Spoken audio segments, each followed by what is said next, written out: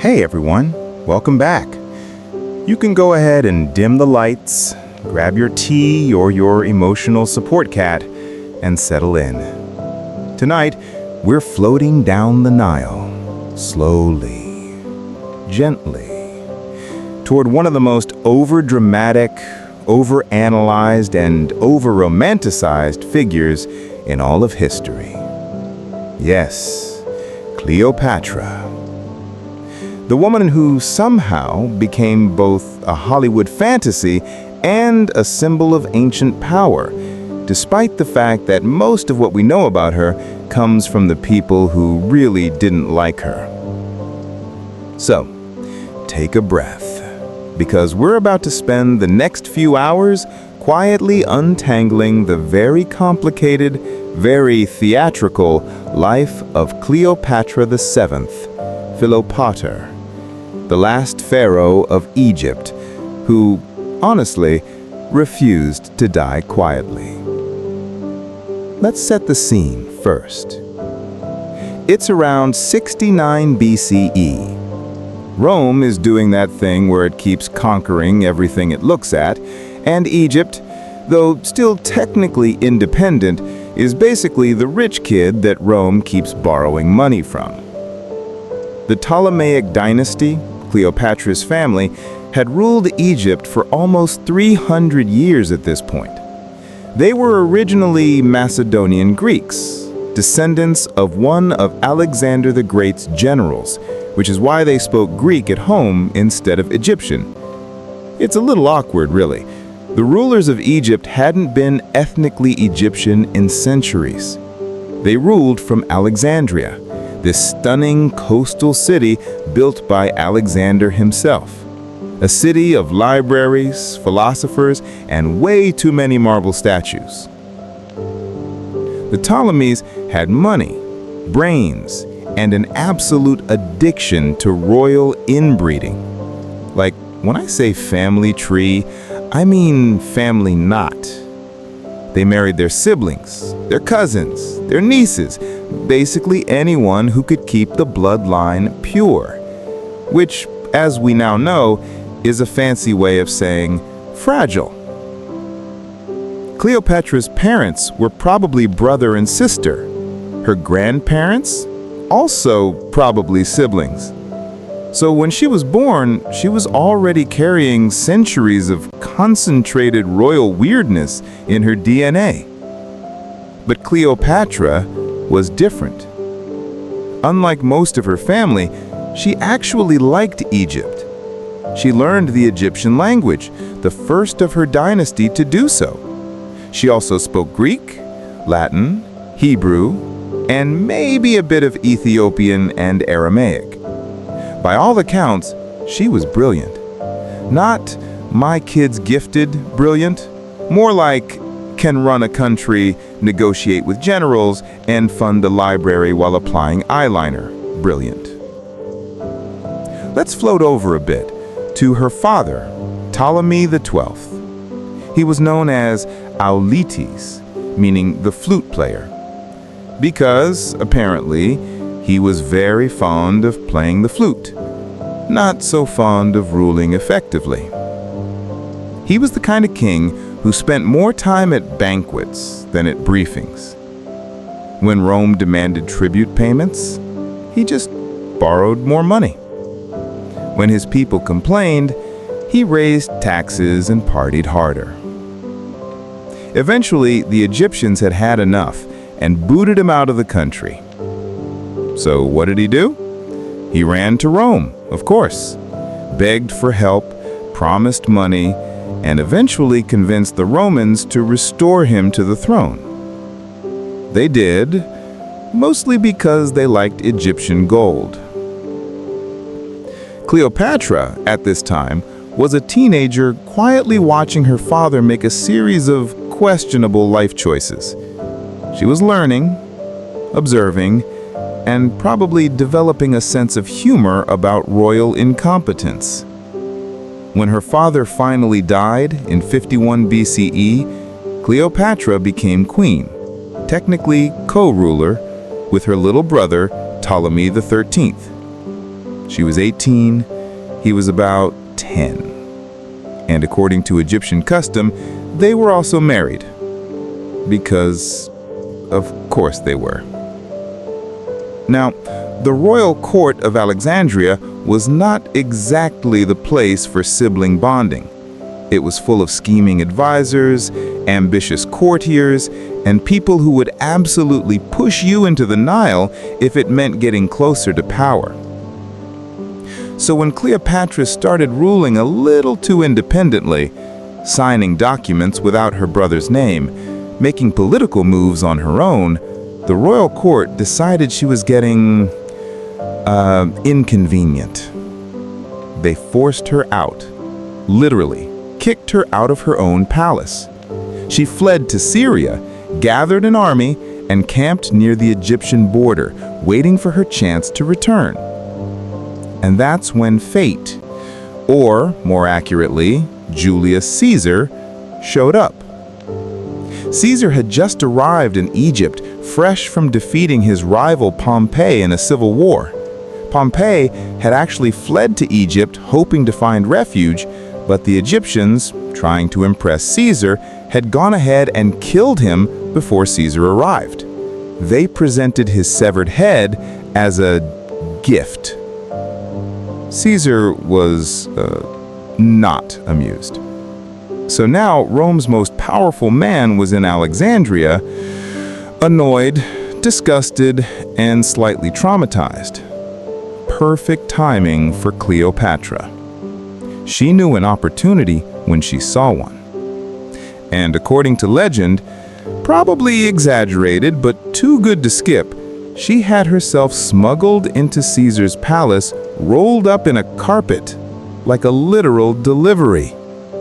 When Caesar unrolled it, there she was, Cleopatra, 21 years old, dressed like a goddess, speaking Latin like a poet, and radiating the kind of confidence only someone with a dynastic god complex could have.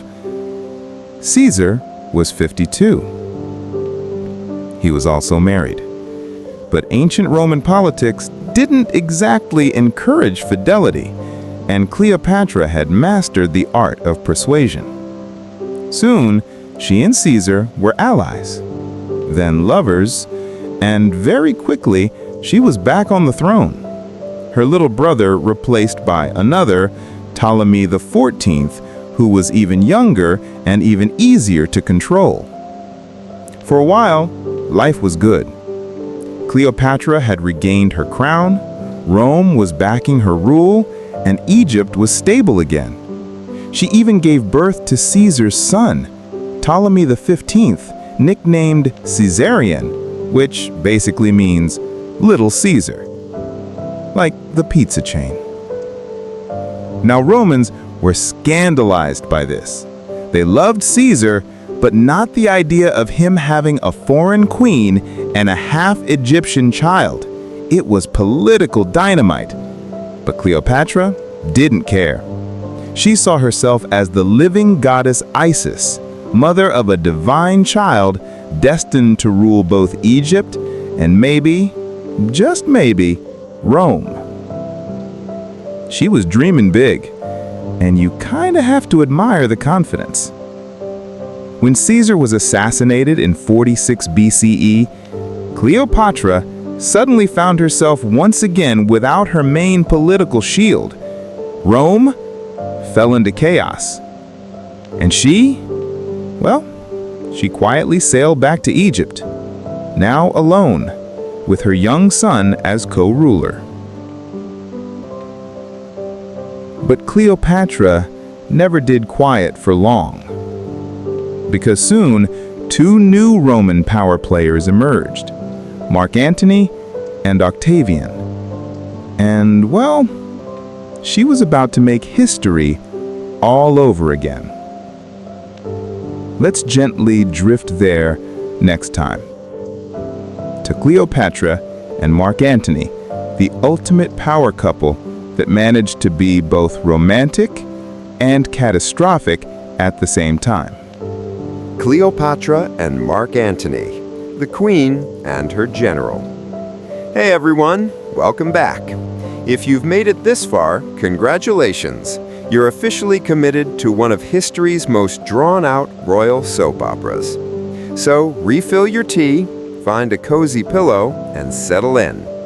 Tonight, we drift deeper into the story of Cleopatra, the queen who loved strategy almost as much as eyeliner, and her infamous partner in political and personal chaos, Mark Antony. When we last left Cleopatra, things were complicated. Julius Caesar was dead, Rome was imploding again, and Cleopatra was sitting in Alexandria, holding her infant son Caesarion, wondering which Roman warlord to charm next. Enter Mark Antony. Now, Mark Antony was not exactly the quiet, bookish type. He was a general, a soldier's soldier, built more for battlefields than libraries. He was also one of Caesar's closest allies, and, crucially, one of the 3 men now ruling the Roman world after Caesar's death.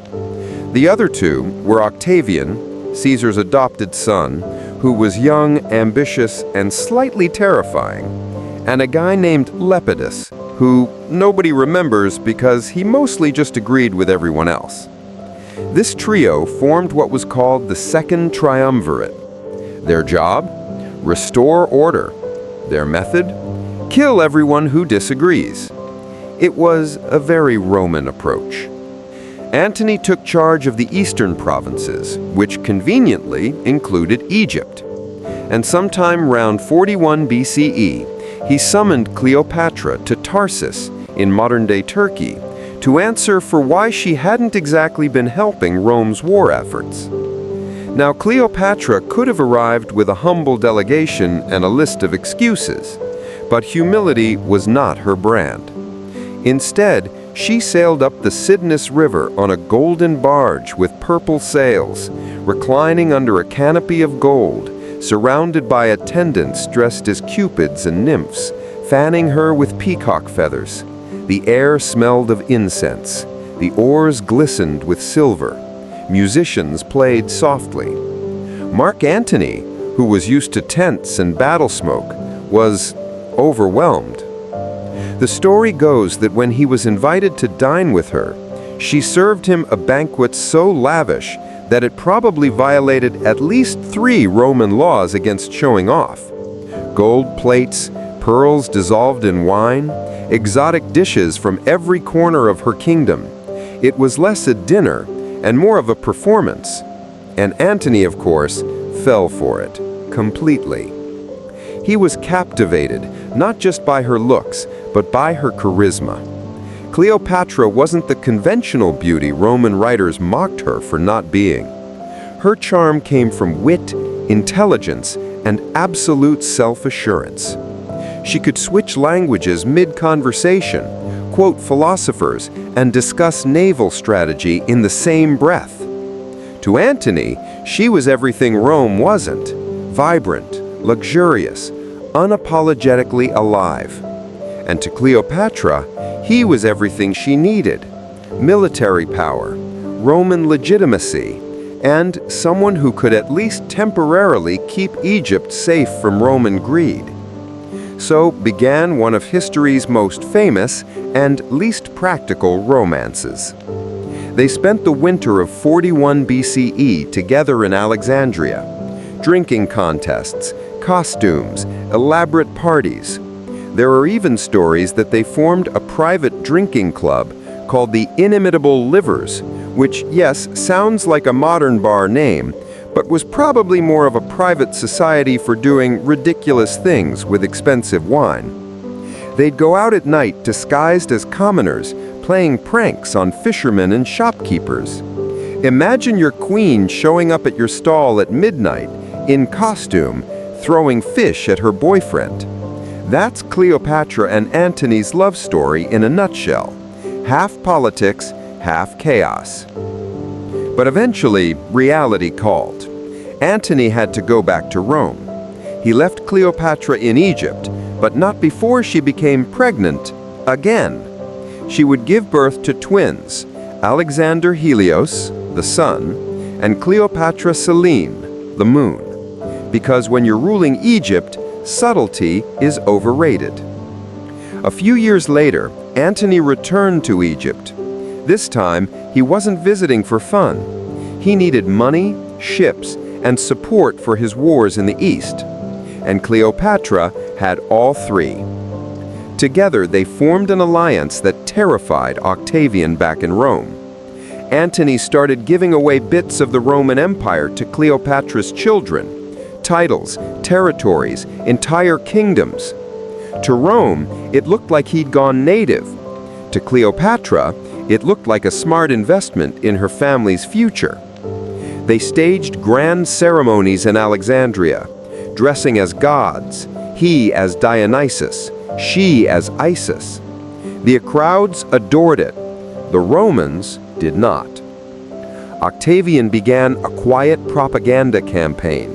He painted Antony as a man bewitched by an evil Eastern queen, seduced away from his Roman virtue by luxury, lust, and eyeliner. The idea of a foreign woman influencing Rome's destiny was scandalous. And it worked. By 32 BCE, the Roman Senate declared war, not technically on Antony, but on Cleopatra, because heaven forbid they admit their real problem was one of their own generals making bad choices. Let's pause here for a moment and appreciate the irony. Cleopatra had spent her entire life maneuvering around men who underestimated her. Now, she was facing an empire that feared her more than armies. She prepared for war anyway. Antony, still convinced he could beat Octavian, gathered his fleet. Together, they sailed to Greece for what would become the Battle of Actium, a name that probably still gives Antony's ghost anxiety. It did not go well. The winds were bad, the planning worse, and morale was sinking faster than the ships. In the middle of the chaos, Cleopatra, seeing the battle lost, turned her fleet and sailed away. Antony, in a very dramatic but not very strategic move, followed her. They fled back to Egypt, defeated, humiliated, and running out of options. Octavian pursued them relentlessly. Within a year, his forces reached Alexandria. Antony tried one last stand, but by then most of his troops had surrendered. When a false report that Cleopatra had died, Antony, true to tragic form, fell on his own sword. He didn't die instantly. He was carried, bleeding, to Cleopatra's hidden chamber, where he died in her arms. It's the kind of scene Shakespeare would later turn into poetry, but in real life, it was just sad and quiet. Cleopatra knew what would come next. Octavian entered Alexandria. He promised her safety, but made it clear he planned to parade her through Rome as a war trophy. For a queen who had once ruled as a goddess, that was worse than death. So she made her final decision. The story goes that she arranged for a small basket of figs to be brought to her chambers, with an asp, a venomous Egyptian snake, hidden inside. Whether that's true or not, we don't really know. But we do know that on August 12, 30 BCE, Cleopatra ended her life quietly, on her own terms, surrounded by her two loyal attendants. She was 39, the last pharaoh of Egypt, and with her death, Egypt became just another Roman province. Octavian, soon to become Augustus, had won, but Cleopatra's legend had already begun. Her tomb was never definitively found. Her face, once painted on coins and temples, faded into myth. To some, she was a villain, a seductress who brought down men and empires.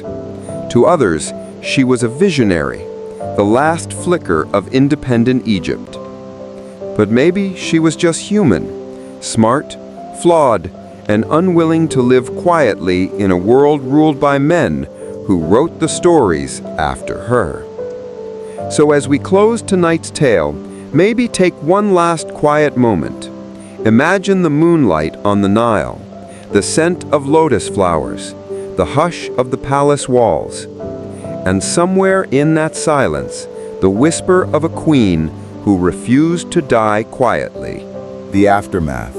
How Rome erased Cleopatra and why she still won anyway. Hey everyone, welcome back. If you're still awake, congratulations. You've officially outlasted most of Cleopatra's enemies. So, let's dim the lights a little more and drift into the quiet aftermath of her story. The long, strange process of how Rome tried to erase her and somehow ended up making her immortal anyway. The year was 30 BCE. Alexandria was silent. The city that once sparkled with libraries, temples, and laughter was now filled with Roman soldiers. The war was over. Egypt, that proud and ancient civilization, had finally been conquered, not by brute force alone, but by politics, propaganda, and a little bit of heartbreak. Mark Antony was gone, Cleopatra was gone, and in marched Octavian, who would soon rebrand himself as Augustus, the first emperor of Rome. He was 29 years old, sharp, calculating, and absolutely determined to control the narrative. Because make no mistake, for Augustus, the war against Cleopatra wasn't just about power, it was about image. He needed to convince the Roman people that he hadn't just fought another Roman, but a foreign monster. Someone decadent, dangerous, and un-Roman. A woman who corrupted noble Antony and threatened to bring down the empire from within. So, he told the story his way. He painted Cleopatra as the villain, the seductive Eastern queen who bewitched a good Roman man. And himself? He was the savior of Roman virtue. It worked beautifully. Let's float for a moment through how propaganda works, even in ancient times. The poets and playwrights of Rome began churning out tales that painted Cleopatra as this exotic temptress, not a scholar, not a linguist, not a ruler who held her country together for 2 decades while surrounded by warlords. No, just that woman who ruined Antony. Historians like Plutarch, writing decades later, leaned into this image too. They described her voice as enchanting, her presence magnetic, but always with that faint Roman sneer of moral superiority. You can almost hear them saying, yes, she was clever, but in the wrong way. And yet, despite all their efforts to reduce her to a stereotype, Cleopatra refused to disappear. Even as Rome took her throne, her ships, and her son, her legend quietly began to grow. Speaking of her son, let's talk about Caesarion, her child with Julius Caesar. After Cleopatra's death, he was about 17 years old. For a brief moment, her advisors tried to hide him, to smuggle him out of Egypt and perhaps one day restore the Ptolemaic line. But Octavian knew that as long as Caesarion lived, there was a living heir of Caesar, someone with both Egyptian and Roman blood who could threaten his power. And Octavian did not like competition. So, with quiet efficiency, he sent soldiers. Caesarion was captured and executed. It was a cold move, even by Roman standards, but it sealed Octavian's control. And just like that, Egypt, once ruled by gods and queens, became Rome's personal granary. The years rolled on. The temples to Isis and Osiris remained, but their worship slowly faded under Roman influence. The libraries of Alexandria dwindled. And yet, in the quiet corners of Roman art, you'd sometimes find hints of Cleopatra still alive, her face on coins, her story retold in whispers. Even Roman women began adopting Cleopatra-style hairstyles and jewelry because irony has always been humanity's favorite hobby. Publicly, they condemned her. Privately, they envied her. Meanwhile, Octavian, now Augustus, rewrote history to center himself. He had statues built, coins minted, temples dedicated. He made sure Rome remembered him as the bringer of peace after a century of chaos. And in fairness, he did create stability. But that peace was built on silence, especially the silence of those who came before. Cleopatra became a footnote in his official story, a cautionary tale about female ambition and foreign influence. Yet, centuries later, she'd outshine him. Because while Octavian built monuments, Cleopatra became mythology. You can't build your way out of that kind of legend. Fast forward a few hundred years, historians, poets, and later playwrights started to rediscover her story. Each retelling added new layers. In the Middle Ages, she became a symbol of sin and vanity, the fallen woman archetype used to warn others about temptation. Then the Renaissance came along and decided, actually she was tragic and romantic. By the time Shakespeare wrote Antony and Cleopatra in the early 1600s, she'd transformed again.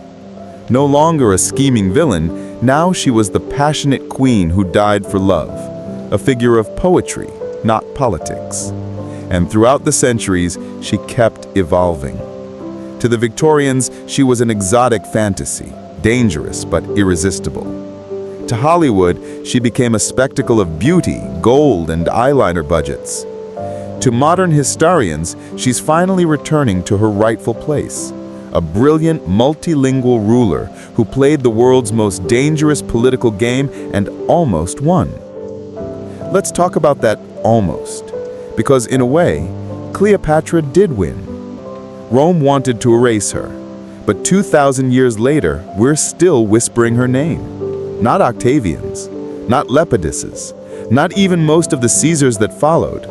It's Cleopatra who lingers. She's in our art, our films, our collective imagination. Every time someone says queen energy, somewhere in the background she's raising an eyebrow in approval. And maybe that's the quiet victory she wanted. To live forever, not in marble, but in memory. To be more than just a body in a tomb. To be a symbol of intellect, power, and defiance, wrapped in silk and strategy. She lived in a world built by men who told her she couldn't win. And she didn't. But she made sure none of them could forget she tried. So now, as the story of Cleopatra gently fades into silence, maybe picture this.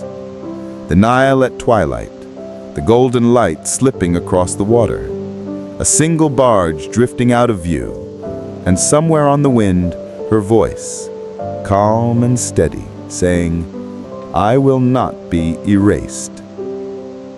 Sleep well, friends. History remembers her, quietly but eternally. The Myth of Cleopatra, from Shakespeare to Hollywood. Hey everyone, welcome back to the final stretch of our long, lazy drift through Cleopatra's life. If you're still awake, you're in rare company. Most people have already fallen asleep by the time a historian starts talking about the afterlife of a queen. So, get cozy, adjust your pillow, and let's float through time, exploring how Cleopatra transformed from a real, complicated ruler into a legend that refuses to die. After her death in 30 BCE, Cleopatra's story didn't just vanish into the sands of Egypt. It bounced around Rome first, and as we talked about last time, Octavian, soon Augustus, wanted her erased. So what did Rome do? They made her into the cautionary tale of the exotic seductress. For centuries, that's how people remembered her. She was the other woman in the story of Antony and the end of the Roman Republic.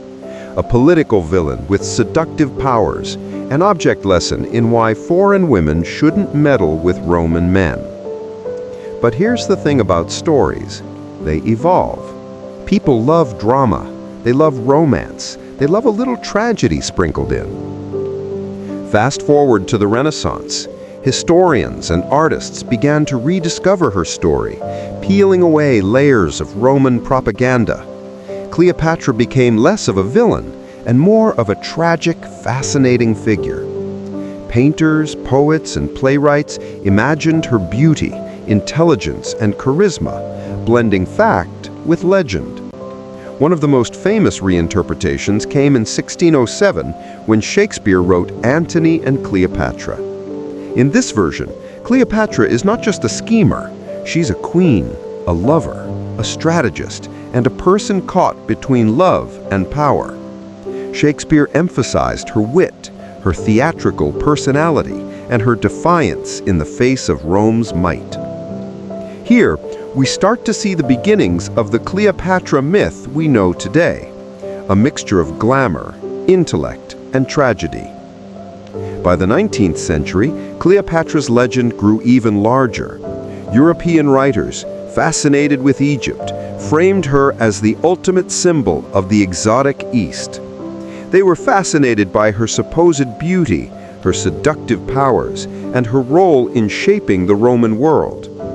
Her life became a romantic narrative, with less focus on politics and more on intrigue, emotion, and spectacle.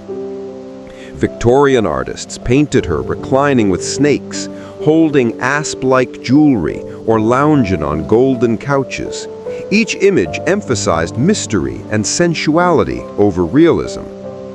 And then came Hollywood. Hollywood, of course, turned Cleopatra into a full-blown spectacle. Movies in the 1910s and 1920s portrayed her as glamorous, cunning, and often larger than life. By the 1963 film starring Elizabeth Taylor, Cleopatra had become synonymous with cinematic excess. Massive sets, endless costumes, and yes, enough eyeliner to shatter ancient Egypt's oil supply. It's ironic, really. Cleopatra spent her life navigating political power with intelligence and strategy. But in popular culture, she is often remembered more for her love affairs and her looks than her intellect. Yet, even this exaggerated version ensures she survives in collective memory. Because every time someone watches a movie, reads a play, or studies history, they encounter Cleopatra. She refuses to be forgotten. The myth of Cleopatra isn't just about glamour and romance. It's about survival. Rome tried to erase her. Generations tried to misrepresent her. Yet she continues to inspire. In modern scholarship, historians have begun to restoring her complexity. She is recognized as a multilingual ruler, a political strategist, and a woman who maintained Egypt's independence for decades. She used charm and intellect as tools to navigate a world dominated by men, and history itself. Some scholars even argue that Cleopatra's enduring fame is a testament to her cunning. She understood the power of image and influence long before social media existed. Her story demonstrates that narrative can outlive armies, empires, and even death. Let's pause and consider this quietly. Cleopatra's life spanned the end of one of history's oldest civilizations and the birth of a new empire. She was witness to civil wars, betrayals, and shifting alliances. She was a mother, a lover, a ruler, and a performer on the stage of global politics. And yet, she is remembered most vividly not for the battles she won or the lands she governed, but for her ability to make the world pause and notice her presence. Her myth evolved, yes, but myths only survive because there's a kernel of truth inside them.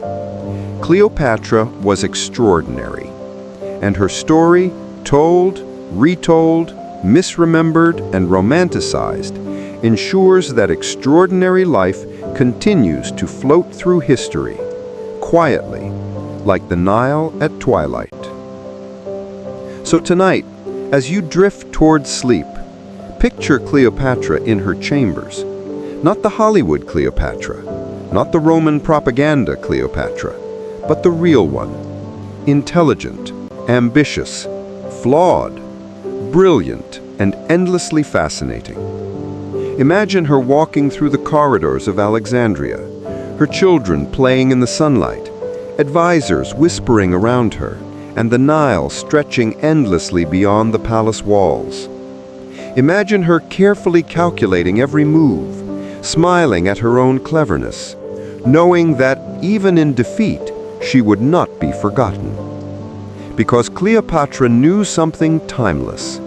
Empires may fall, men may die, History may try to erase you, but legends, quietly nurtured, last forever. Sleep well, friends, and as you do, let Cleopatra's story drift through your mind, a reminder that brilliance, courage, and wit can outlive even the mightiest empires. Cleopatra's legacy across the centuries, influence on politics, art, and culture. Hey everyone, welcome back. By now, if you're still with me, you've already sailed the Nile, witnessed royal intrigue, lived through the chaos of Rome, and floated along Cleopatra's legendary persona. So settle in, get comfortable, maybe pull a blanket over your shoulders, and let's drift gently through the long, quiet echo of Cleopatra's legacy. Cleopatra's life ended over 2,000 years ago, but her influence never truly faded. After her death, Egypt became a province of Rome, and the Ptolemaic dynasty disappeared from the political stage. Yet somehow, Cleopatra refused to be silenced. Her story became a tool for education, entertainment, art, and even politics. Let's take it slow, piece by piece, century by century. First, let's look at the ancient world.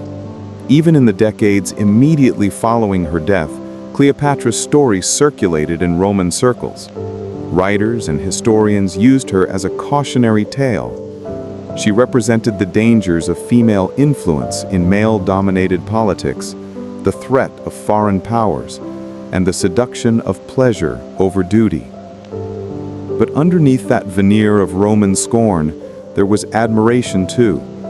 People couldn't deny her intelligence, her boldness, or her ability to manipulate complex political situations.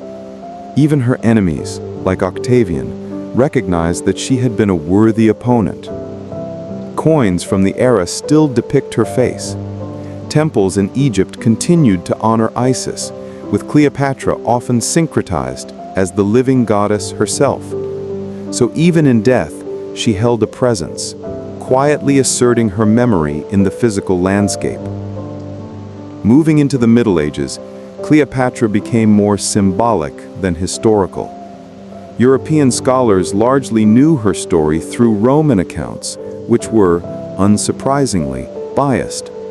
She became a symbol of sin, temptation, and exotic danger.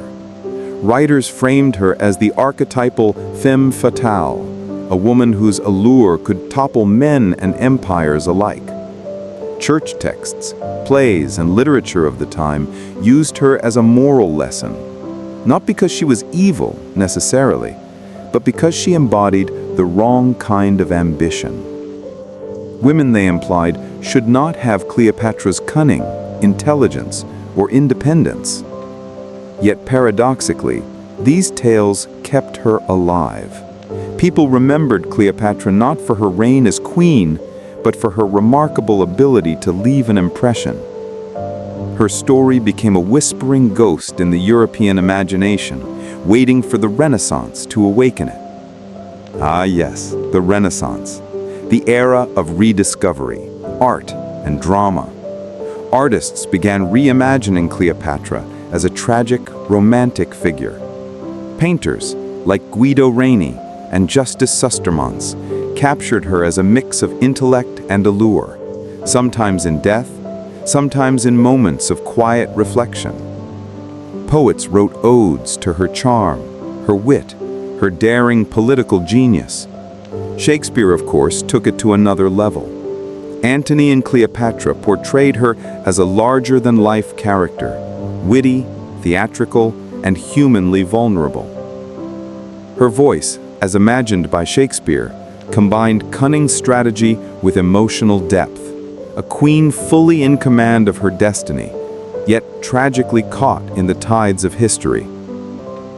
It's fascinating to consider that Shakespeare likely never knew her personally, yet through Roman sources, storytelling, and a touch of artistic license, Cleopatra became immortal in the English literary tradition.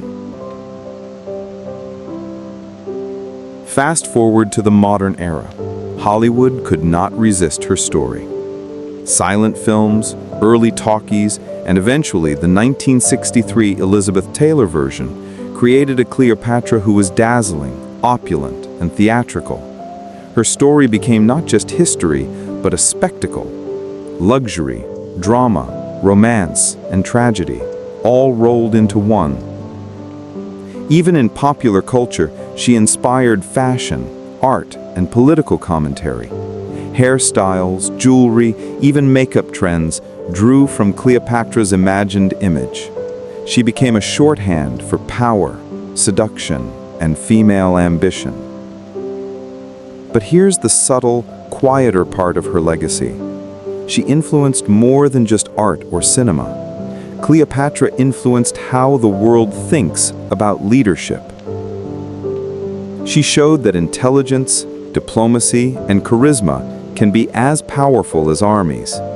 She demonstrated the importance of alliances, image management, and strategy. She proved that even under immense external pressure, from Rome, from family, from history itself, a ruler could assert agency and leave a mark that lasts centuries. Her story is studied in history classes, political science courses, and leadership seminars around the world. Even today, politicians, diplomats, and strategists quietly draw lessons from her ability to navigate impossible situations. And let's not forget the lasting fascination with her romance. Caesar, Antony. These relationships were more than gossip. They were political tools, carefully leveraged alliances that shaped the fate of nations.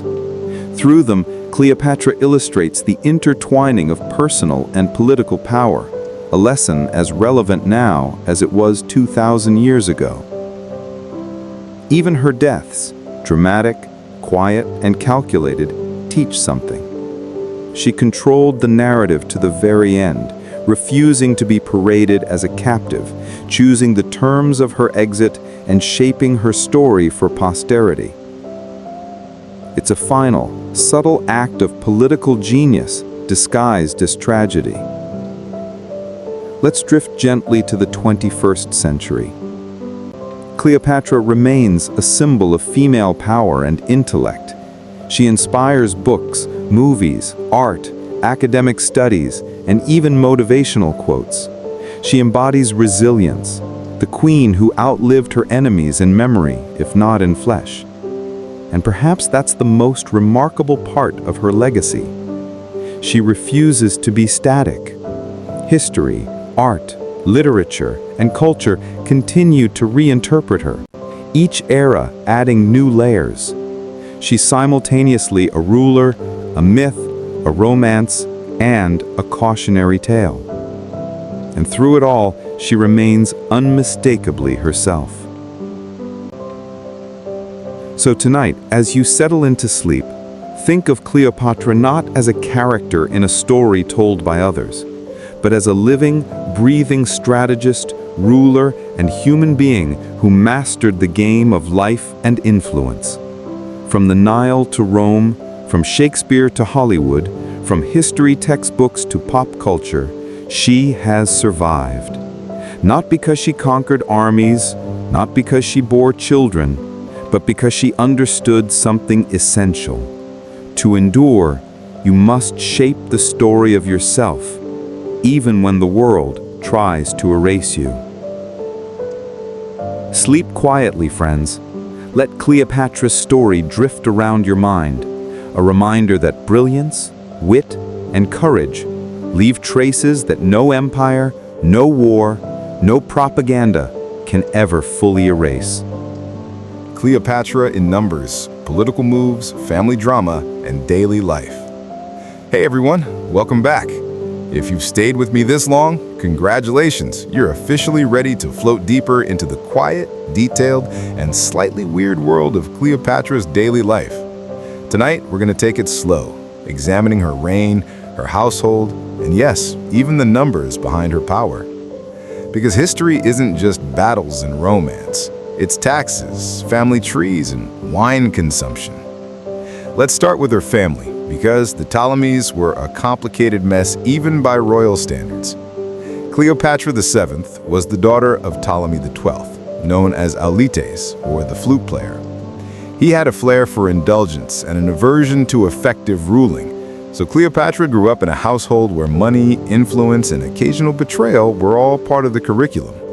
She had several siblings, most notably her brothers Ptolemy XIII and Ptolemy XIV. Yes, she married them. No, it wasn't weird to them, it was tradition. Royal inbreeding had been going on for centuries, and Cleopatra's DNA probably carried more concentrated dynastic quirks than a modern DNA testing kit could handle. Numbers-wise, she came to the throne at 18, co-ruling with her 10-year-old brother Ptolemy XIII. Her father had died, leaving her a kingdom that was financially strained, politically unstable, and heavily influenced by Rome. In short, not ideal for a teenager. Let's talk revenue, because rulers have to fund their lifestyles, armies, and occasionally personal barge parades. Egypt's main income came from agriculture, mostly grain, which Rome loved. Estimates suggest Cleopatra's Egypt produced tens of thousands of tons of grain annually, enough to feed Rome during crises. Taxes on this production funded the royal household, military, palace renovations, and Cleopatra's famously extravagant lifestyle. And extravagant she was.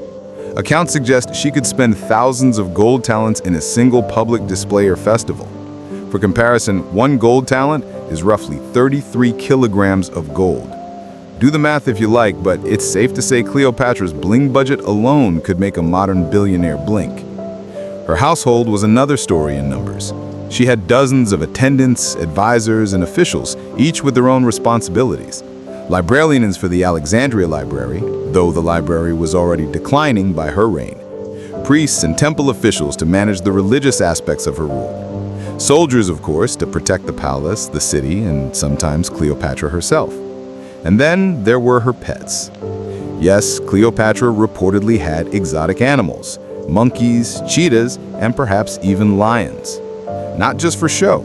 In a royal household, exotic animals were status symbols, conversation pieces, and occasionally mildly terrifying distractions. Politics was another area where numbers tell a story. Cleopatra had to manage alliances with Rome, Egypt's own nobility, and neighboring kingdoms. She married Ptolemy XIII initially, then Ptolemy XIV, following tradition. With Julius Caesar, she had Caesarion. With Mark Antony, she had twins Alexander Helios and Cleopatra Selene, plus another child, Ptolemy Philadelphus. So, at her peak, Cleopatra was managing a household of multiple children, co-rulers, and a court staff numbering in the hundreds, all while negotiating with the most powerful men in the Mediterranean. And let's not forget the logistics of Alexandria itself. The city had a population of roughly 300,000 to 500,000, people bustling with merchants, scholars, artisans, and sailors. Maintaining control over such a population required careful planning, taxation, public appearances, and occasionally dramatic displays of wealth and power. Let's float to one of the most famous numerical curiosities, Cleopatra's age. She became queen at 18, she died at 39. In that 21-year reign, she survived palace coups, Roman civil wars, and assassination attempts. She fathered at least 4 children. She engaged with the most powerful men of her time. Numbers can't fully capture the drama, of course, but they help ground the reality of her life. This wasn't a figure who lounged around doing nothing. Every day involved complex decisions, strategic calculations, and personal risks that few historians can truly imagine. Even in matters of presentation, Cleopatra was meticulous. Coins minted with her face were carefully distributed to reinforce her authority. She controlled how she was depicted in statues, often emphasizing her intelligence and divine status rather than mere beauty. Her wardrobe, jewelry, and even her perfume choices were all part of a calculated image. Numbers of attendants, artisans, and materials all carefully accounted for. And yes, the famous barge parades were likely funded by hundreds of skilled workers, dozens of animals, and countless gold talents. Imagine a floating stage with musicians, dancers, exotic animals, and Cleopatra herself, all orchestrated to convey power and awe. And finally, let's consider the numbers behind her alliances and battles. Her political alliance with Julius Caesar brought her a temporary stabilization of her reign. With Mark Antony, she assembled fleets and armies numbering in the tens of thousands to contest Rome's supremacy. Even though the Battle of Actium ended in defeat, it involved roughly 500 ships, 80,000 soldiers, and massive logistical planning. And Cleopatra coordinated her part with precision, even if the wind and luck didn't cooperate. Numbers can't convey the artistry, psychology, and sheer audacity of these moves, but they help remind us that Cleopatra's reign was not accidental. She ruled with calculation, audacity, and occasionally theatrical flair. So, tonight, as you drift off, think of Cleopatra in numbers. 18 years old when she became queen, 39 years old at her death, 4 children, hundreds of staff and attendants, tens of thousands of tons of grain feeding an empire, dozens of political alliances, wars, and calculated risks. And yet, beyond all these numbers, she remains larger than life, human, flawed, brilliant, and endlessly fascinating. Sleep well, friends. Let Cleopatra's quiet calculations, bold moves, and endless strategy drift into your mind. Her life was measured in numbers, but her legend is immeasurable. Cleopatra's court, intrigue, rituals, and the daily life of royalty. Hey everyone, welcome back. If you're still floating along with me, congratulations. You've officially entered the inner chambers of Cleopatra's life. Tonight, we're going to drift slowly through her court. The intrigue, rituals, daily routines, and yes, the subtle, sleepy chaos of being the last pharaoh of Egypt. Cleopatra's court was not just a palace, it was a microcosm of politics, religion, and performance. Imagine hundreds of attendants moving like a quiet, choreographed swarm. Some were scholars and scribes, recording decrees and events. Some were priests, overseeing rituals that reminded everyone that the queen was divine, or at least godlike in status. Others were soldiers, quietly stationed in corners, watching for potential coups or palace gossip that might turn deadly. The palace itself was a spectacle. Richly decorated halls, mosaics, and statues lined every corridor. Courtyards opened to gardens filled with exotic plants. Pools reflected sunlight onto marble floors, and fountains murmured gently, like a constant lullaby. Cleopatra's life was lived in public and private simultaneously. Every meal, meeting, or ritual was a performance in subtle power. Speaking of rituals, religion was central to her daily life. Cleopatra was closely associated with Isis, the Egyptian goddess of magic, fertility, and motherhood. She performed ceremonies that reinforced her connection to the divine. This wasn't just showmanship, it was a calculated political move. Egyptians revered her as a living goddess, which helped stabilize her authority. Mourning rituals included offerings to the gods, blessings from priests, and occasionally the recitation of ancient hymns. The queen herself might dress in ceremonial garb, carrying symbolic items representing her lineage, her power, and her connection to the Nile. It's easy to imagine the scene: incense curling lazily through high ceilings, priests chanting softly, and attendants adjusting gold crowns. Everything was measured, deliberate, and designed to impress. But Cleopatra's court wasn't all solemn ceremony. There was intrigue, always intrigue. Her advisors weren't always loyal. Her siblings had motives that often conflicted with hers. Courtiers whispered rumors, plotted promotions, and occasionally considered assassination. Cleopatra had to navigate this quietly, keeping enemies close, or at least appearing to. One famous incident involved her co-ruler, Ptolemy XIII. He and his advisors plotted against her early in her reign. Cleopatra was forced to flee Alexandria temporarily. She returned with Julius Caesar's support, staging her now famous dramatic entrance in a rolled-up carpet. This is the kind of calculated theatricality that would become her signature, mixing spectacle, charm, and strategy. Daily life included more mundane routines too. She dined lavishly, often hosting banquets designed to impress or intimidate guests. Attendants served dishes of exotic fish, fruits, and delicacies from across Egypt and beyond. Wine flowed, musicians played, and Cleopatra, always the center of attention, guided conversation with wit and intelligence. Education was never far from her mind. She was multilingual, speaking Egyptian, Greek, and probably several other languages. She studied philosophy, mathematics, and literature. She studied astronomy and naval strategy. In a sense, her court was both a palace and a school, with Cleopatra learning constantly while simultaneously teaching and influencing her inner circle. Let's float over to her entertainment choices, because they were unusual by modern standards.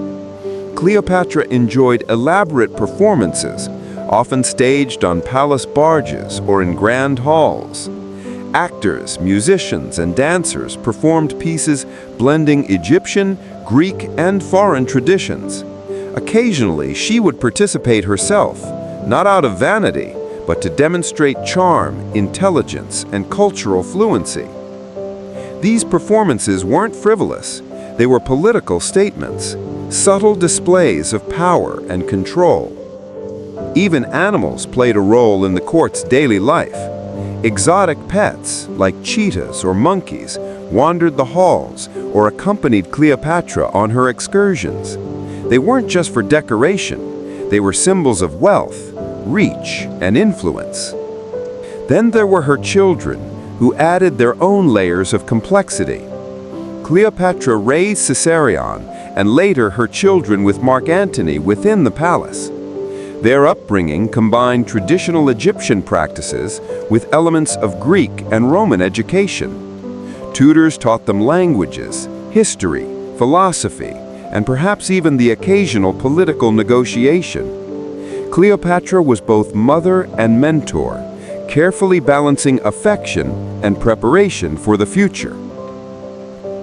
Even with all these layers, ritual, intrigue, education, and luxury, Cleopatra remained firmly in control.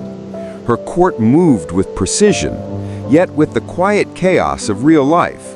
Advisors whispered, diplomats negotiated, servants bustled, and Cleopatra floated above it all, orchestrating the rhythm of the palace.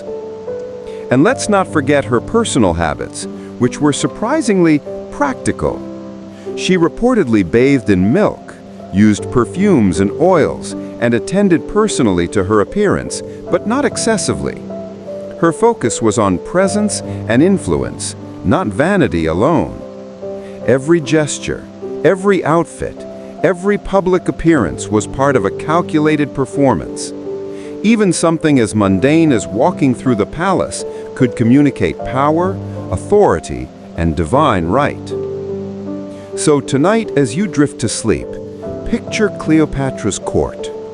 The soft rustle of robes on marble floors, the gentle gurgle of fountains in hidden courtyards, priests chanting in the morning light, incense curling toward high ceilings, attendants whispering quietly, plotting or simply surviving, exotic animals padding silently, observers of a life both opulent and precarious. Cleopatra herself, calm, precise, radiant in intelligence and authority. It was a world measured in rituals, calculations, and subtle displays of power. And yet it was also human, full of intrigue, small joys, challenges, and quiet triumphs. Sleep well, friends. Let the echoes of Cleopatra's court drift through your mind. A reminder that even in a palace full of chaos, brilliance can move silently, gracefully, and eternally. Cleopatra's diplomacy, alliances, letters, and international strategy. Hey everyone, welcome back. If you're still awake or quietly nodding off, you're in the perfect state to float gently into the intricacies of Cleopatra's diplomatic genius. Tonight, we're drifting through alliances, letters, and the subtle, quiet strategies that allowed her to maintain Egypt's independence for decades. Cleopatra's reign wasn't just about banquets, rituals, or dramatic entrances. It was about survival.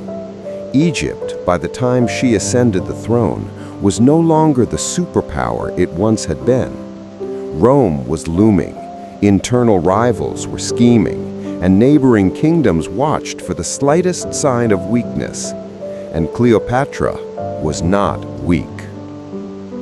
Her first major political maneuver involved Julius Caesar. She aligned herself with Rome's most powerful general, recognizing that the survival of Egypt depended on forging the right alliances.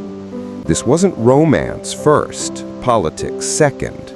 No, it was calculated, securing a protector, a patron, and a partner who could stabilize her reign. The famous meeting in the rolled-up carpet was not just dramatic, it was tactical. She knew Caesar would respond to charisma, intelligence, and a certain flair for theatrics, and he did. Letters played a crucial role in Cleopatra's diplomacy. She wasn't just writing love notes, she was negotiating treaties, confirming alliances, and sending messages that balanced charm with authority. Historians suggest she was meticulous in her correspondence, crafting letters that emphasized respect, flattery, and political leverage. Every word counted. She also used gifts strategically. Exotic animals, fine jewelry, or rare Egyptian goods could open doors, curry favor, or subtly intimidate. These gestures were never frivolous. They were the language of influence in a courtly, international context. And then there was Mark Antony. Cleopatra's alliance with Antony was both personal and deeply political. Through him, she aimed to protect Egypt from Rome, while also expanding her own influence. She supplied him with resources, troops, and strategic counsel. In return, Antony offered military support and a shared claim to power, though of course he eventually became entangled in Rome's internal politics. Their relationship was a masterclass in negotiation. They combined love, strategy, and performance, blending personal alliance with political necessity. And Cleopatra was always conscious of appearances. The Egyptians, the Romans, and even Antony's own allies had to see her as strong, legitimate, and indispensable. Her diplomacy extended to the people of Egypt as well. Cleopatra was fluent in Egyptian culture, language, and tradition, a rarity among the Ptolemies. She spoke to her subjects directly, attended religious festivals, and emphasized her role as a protector of the Nile and the nation. This wasn't symbolic fluff, it was political strategy. By demonstrating loyalty to Egypt, she solidified her domestic support, creating a buffer against both internal rivals and foreign threats. So tonight, as you drift into sleep, picture Cleopatra at her desk, pens and papyri laid out, letters carefully composed to Rome, Greece, and neighboring kingdoms, advisors whispering, scribes copying her words with meticulous care, gifts of gold, perfumes, and exotic animals being prepared to convey subtle influence. her eyes sharp and calculating, assessing the balance of power in a world dominated by men. Diplomacy, in her hands, was an art form. It required patience, intelligence, and a quiet mastery of human behavior. And Cleopatra was nothing if not a master. Sleep well, friends. Let Cleopatra's quiet genius and strategic calm drift through your mind. She ruled empires with pens as much as with armies, proving that intelligence and subtlety can outlast swords and catapults. Cleopatra's death, the calm before the end. Hey everyone, welcome back. If you've been floating along with me through the rituals, politics, and intrigue of Cleopatra's life, congratulations! You're now entering the quietest, most contemplative chapter, her final moments. So dim the lights, sink into your pillow, and let's drift slowly into the calm, calculated, and oddly serene end of the last pharaoh of Egypt. By 30 BCE, Cleopatra's world had shrunk dramatically. Mark Antony was dead, defeated at Actium and later by his own despair. Rome, under Octavian, was closing in. Egypt's independence, her kingdom, and her carefully constructed life were slipping away like sand through fingers. And yet, Cleopatra remained remarkably composed. Her palace in Alexandria became both a refuge and a stage. She moved quietly among her children, advisors, and loyal servants, plotting the final act of her life as carefully as she had plotted every political move before. There would be no parades of prisoners, no public humiliation, no captive display to glorify her enemies. Cleopatra intended to control her exit entirely. The exact details of her death are, of course, shrouded in myth and legend. Ancient historians like Plutarch and Cassius Dio give slightly different accounts, but the core narrative is hauntingly calm. Cleopatra allegedly arranged for an asp, a venomous Egyptian snake, to deliver the fatal bite. Whether by basket, by careful handling, or by some other method, the asp's bite was her final act of autonomy. It's a quiet, almost theatrical death. No battle cries, no pleading, no public display. Just the quiet, slow certainty of someone reclaiming agency in the last possible moment. Her servants and attendants were present, witnesses to the careful orchestration of the end. Some accounts describe them trembling, uncertain, and profoundly respectful. Cleopatra's calm, in contrast, radiated authority even in death. And there is a striking subtlety here. Cleopatra's death wasn't about rebellion, vengeance, or spectacle. It was about dignity. She refused to be paraded as a Roman trophy. She refused to let Octavian dictate her narrative. She chose the terms, the timing, and the method. Her body was reportedly dressed in royal finery, adorned with gold, jewels, and symbols of divine authority. It was both a personal statement and a political message. Even in death, Cleopatra remained queen. Even in defeat, she controlled the story. After her passing, Octavian entered Alexandria and completed the absorption of Egypt into Rome. Caesarion, her son with Julius Caesar, was executed, erasing the final direct heir of the Ptolemaic line. Yet Cleopatra's death, carefully orchestrated and quietly dignified, left an impression that would outlast empires. It's fascinating to consider the contrast. Antony's death was emotional, almost theatrical, marked by despair and failure. Cleopatra's death was calculated, composed, and in its own quiet way, victorious. She managed her narrative to the very last moment. In her mind, and in the minds of history, she was not a victim. She was the final act of her own story. Even today, the image of Cleopatra's calm, determined end resonates. In art, she's often shown reclining with serenity, the asp by her side, exuding control. In literature, her death is described as poetic, measured, and quietly defiant. In popular imagination, she becomes the symbol of autonomy, intelligence, and tragic elegance. And perhaps that's why her story endures. Because even in her last moments, Cleopatra demonstrated the qualities that defined her life: intelligence, courage, strategic thinking, and the ability to control perception. So tonight, as you drift towards sleep, imagine Cleopatra in those final moments, calm, composed, surrounded by her loyal attendants. Her children nearby, the future uncertain, but her dignity intact. The Nile flowing silently outside the palace walls. A serpent, quiet and inevitable, delivering her final message: autonomy is everything. Cleopatra's death was not a failure.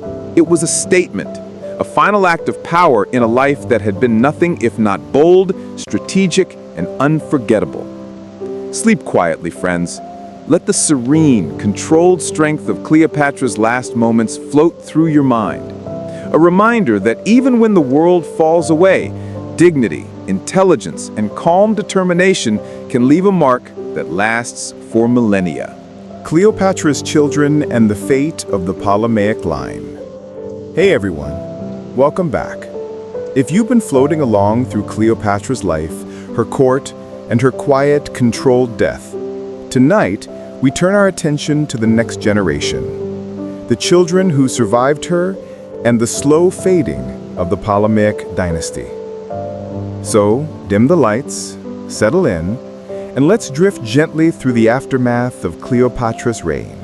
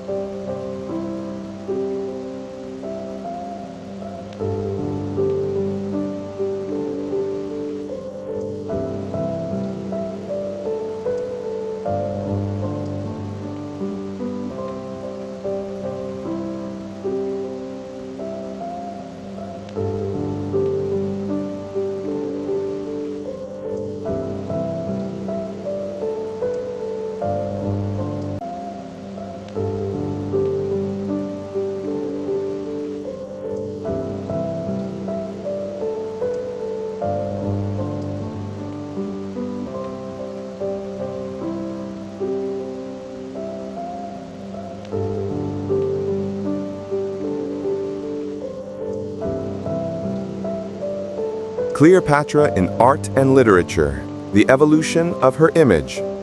Hey everyone, welcome back. By now, if you've been following along, you've floated through Cleopatra's rise, reign, court life, diplomacy, death, and the fate of her children. Tonight, we're going to drift slowly into another layer of her legacy, the ways she's been remembered, reimagined, and immortalized in art and literature. So dim the lights, snuggle in, and let the slow current of cultural memory carry us. Cleopatra's life has always lent itself to storytelling. Even while she lived, her image was carefully curated. Coins, statues, temple depictions, and public ceremonies all reinforced her authority. But after her death, that image evolved, sometimes dramatically, sometimes subtly, depending on who was doing the telling. Let's start with ancient Roman accounts. Roman historians like Plutarch, Cassius Dio, and Suetonius painted Cleopatra as exotic, dangerous, seductive, and brilliant. She became the archetype of the femme fatale, a woman whose intelligence and charm could influence emperors and generals alike. Of course, these accounts were heavily biased. Rome wanted to depict her as a threat to justify conquest. Still, they preserved her story in words that would echo for millennia. Coins from her reign show a different image, not overly glamorous, not exaggerated for drama, but carefully measured. Cleopatra as the ruler, the strategist, the divine queen. Her public persona balanced power and presence, subtly reminding her people and her enemies of her authority. Moving into the Middle Ages, Cleopatra's image shifted. Europeans knew her mostly through Roman texts. Writers emphasized her sexual allure and political cunning, often as a cautionary tale. She became a moral symbol, the wrong kind of woman, intelligent, ambitious, and dangerous. Artists and storytellers rarely depicted her as a ruler. She was a figure of temptation and exotic intrigue. Yet this period kept her alive in cultural memory. Even when the details were exaggerated or distorted, Cleopatra remained fascinating, a figure who could not be ignored. Then came the Renaissance, when European artists and writers rediscovered classical stories. Painters like Guido Reni, Justus Sustermans, and others began to depict her as both beautiful and intelligent. She was shown as tragic, regal, and complex, sometimes in moments of reflection, sometimes at the height of drama. And of course, Shakespeare. In Antony and Cleopatra, she became larger than life, witty, theatrical, and deeply human. Shakespeare's Cleopatra is full of paradoxes, charming yet cunning, passionate yet calculating. Through him, she achieved immortality in English literature, her voice echoing centuries later. Fast forward to modern art and cinema. Hollywood and popular culture have loved Cleopatra. Silent films, early talkies, and the iconic 1963 Elizabeth Taylor portrayal reinforced her image as glamorous, intelligent, and theatrical. Movies often emphasize spectacle, lavish costumes, opulent sets, and dramatic entrances. Yet beneath the glitter, the essence remains, a ruler navigating complex politics with charm, intelligence, and strategy. Her image has even influenced fashion, cosmetics, and design. Hairstyles, makeup, and jewelry styles are often inspired by artistic depictions of Cleopatra, symbols of power, elegance, and allure. And literature beyond Shakespeare. Poets, novelists, and historians have reimagined her countless times. She's been tragic, romantic, exotic, and heroic. Her life is a template for exploring power, gender, politics, and human ambition. Every century seems to discover a new Cleopatra, a reflection of contemporary values, fears, and fascinations.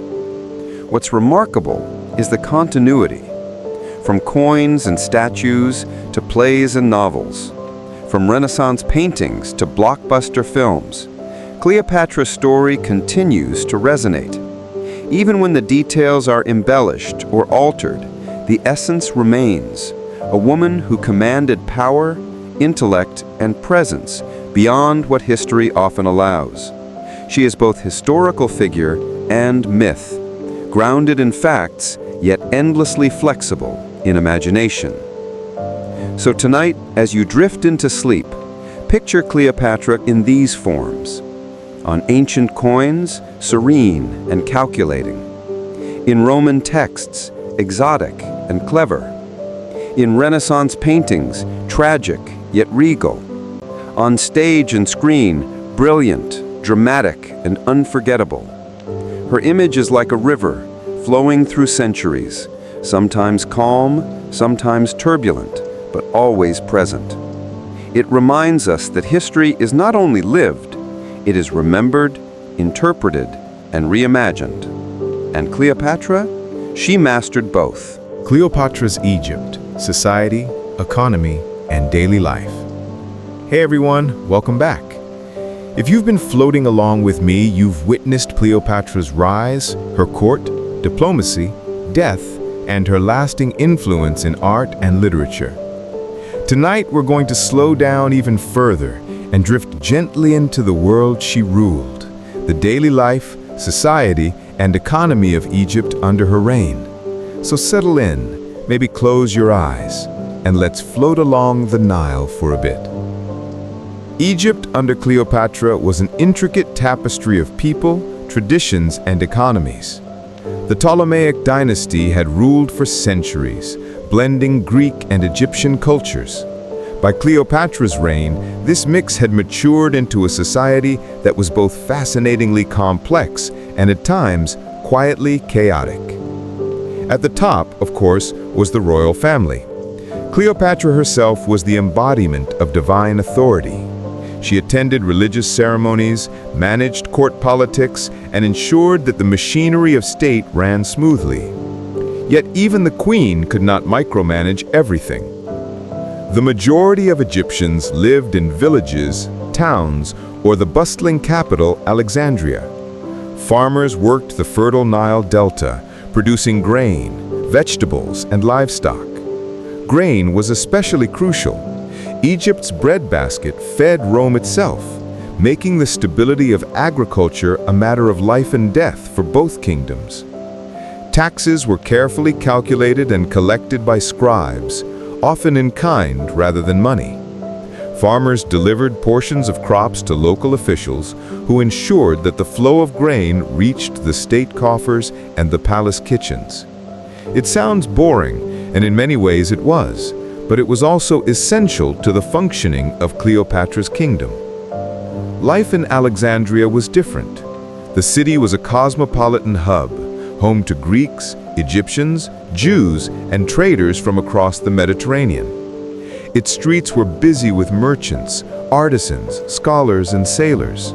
Markets sold everything from fish and bread to imported goods like spices, glass, and silks. The Library of Alexandria, though partially declined, still symbolized the intellectual ambitions of the city. Scholars debated philosophy, mathematics, and astronomy, and Cleopatra herself reportedly valued education and learning. Religion permeated daily life. Temples were not only places of worship, but centers of economic and political influence.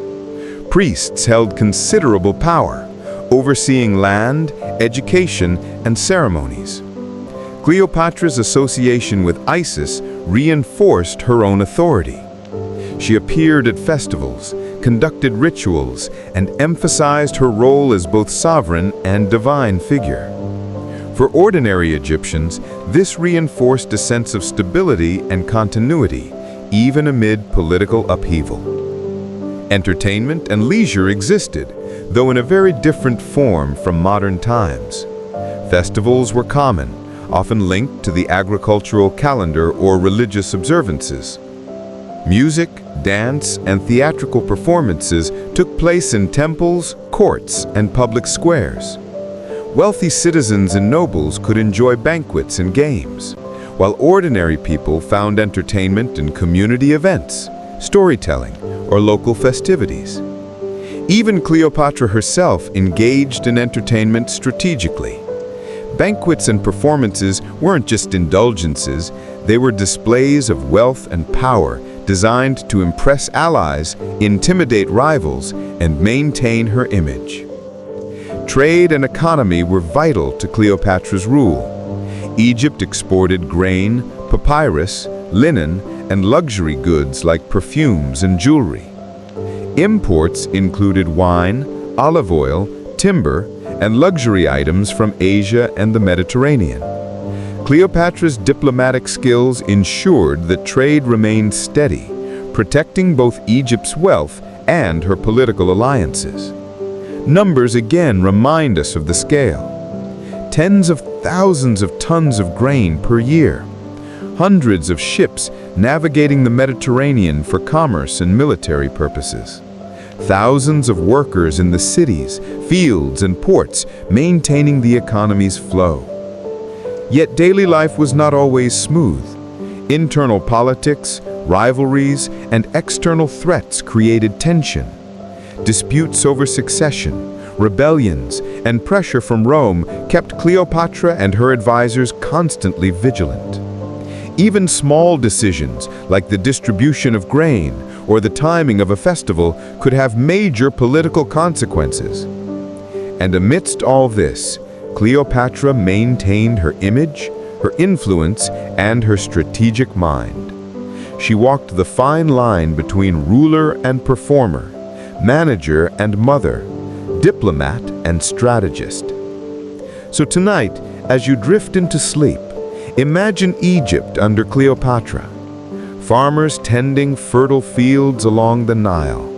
Merchants bustling through Alexandria's vibrant streets. Temples echoing with chants and ceremonies.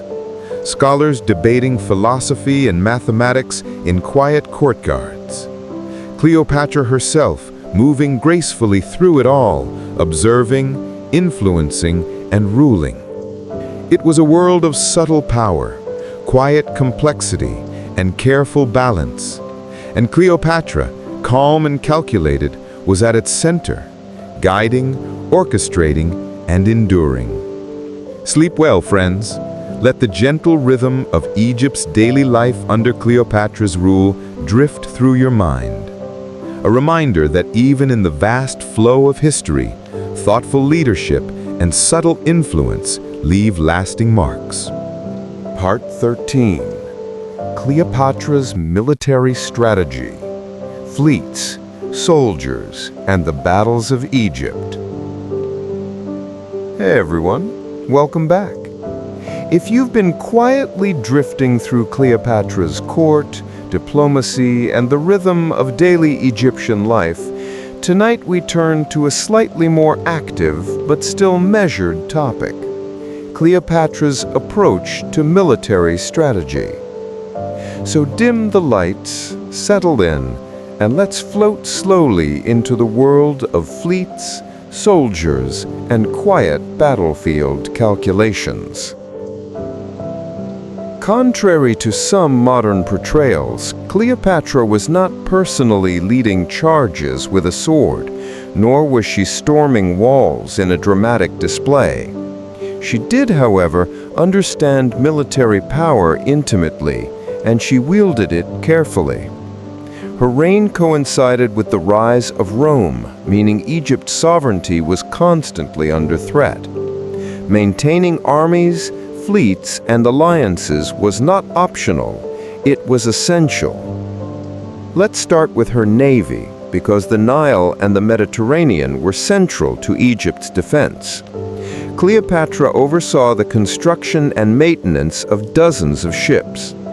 Some were large war galleys capable of carrying soldiers, marines, and supplies. Others were smaller, faster vessels for communication, scouting, and tactical maneuvering.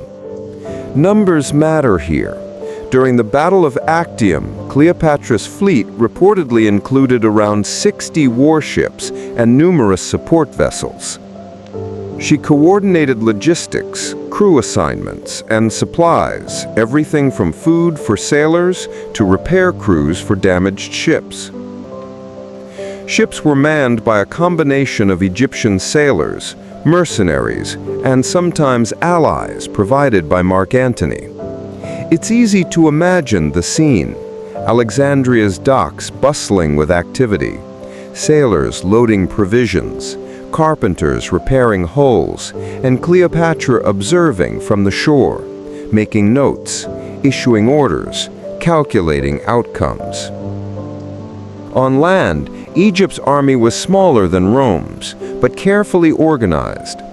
Infantry consisted of professional soldiers, some native Egyptian and some Greek or mercenary. Cavalry provided mobility, reconnaissance, and the occasional shock tactic. Archers, slingers, and other specialists added ranged capability. Cleopatra rarely led troops directly into battle. Instead, she relied on careful coordination with generals, primarily Mark Antony, ensuring that resources, timing, and strategy aligned with political goals. Her military strategy often relied on alliances rather than sheer force. By aligning with Rome's generals, she ensured her military campaigns had additional strength and legitimacy. She supplied ships, funds, and soldiers to support Antony's campaigns in the eastern Mediterranean. She also maintained a defensive posture at home, ensuring Egypt's borders were secure while projecting power externally. Numbers again illustrate her strategic approach. Tens of thousands of soldiers under her nominal command. Hundreds of ships patrolling rivers and seas. Resources allocated with precision. Food, weapons, and wages carefully balanced to maintain loyalty and efficiency. The Battle of Actium deserves attention because it was both a military and strategic turning point. Antony's fleet, reinforced by Cleopatra's ships, faced Octavian's forces in 31 BCE. The battle involved around 500 ships, thousands of soldiers, and enormous stakes. Cleopatra's strategy emphasized escape and preservation rather than reckless confrontation. Accounts suggest that when Antony's lines faltered, Cleopatra withdrew her fleet to Alexandria. Some might see this as cowardice, but it was actually a calculated move. Preserve life, maintain resources, and protect her children. She understood that losing the battle did not mean losing influence entirely. Her survival was key to any future maneuvering. Cleopatra also managed supply chains, which is often overlooked in military history. Grain shipments, ammunition, and naval supplies were carefully tracked. Loss of food or logistical disruption could cripple her forces without a single sword strike. She monitored provisioning personally, often through trusted officials and advisors, ensuring that armies remained functional and morale stayed high. This is where her intelligence and attention to detail shine. Military success was as much about calculation and preparation as battlefield heroics. Cleopatra's hand in these operations shows her practical genius, even in matters often dominated by men. Even after Actium, her military considerations didn't vanish. She fortified Alexandria and other key cities. She retained a loyal core of soldiers to protect her palace and her children. She planned potential escapes, retreats, and negotiations with Octavian, ensuring that Egypt's final days under her reign were managed as carefully as any campaign. Numbers again underscore her strategic mindset. Hundreds of soldiers protecting the palace. Dozens of warships ready for emergency deployment. Thousands of tons of provisions carefully stockpiled for defense or retreat.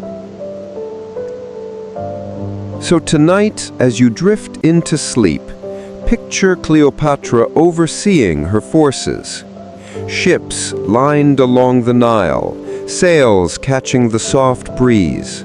Soldiers drilling quietly in courtyards, prepared but calm. Advisors whispering, maps spread on tables, strategies debated in hushed tones.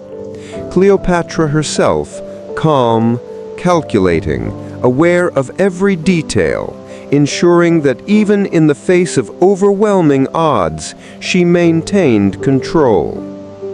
Her military power was quiet, precise, and strategic, not about spectacle, but survival, influence, and dignity. And it worked, until the very end, reinforcing the legacy of a ruler who understood that brains and planning often outweigh brute force. Sleep well, friends.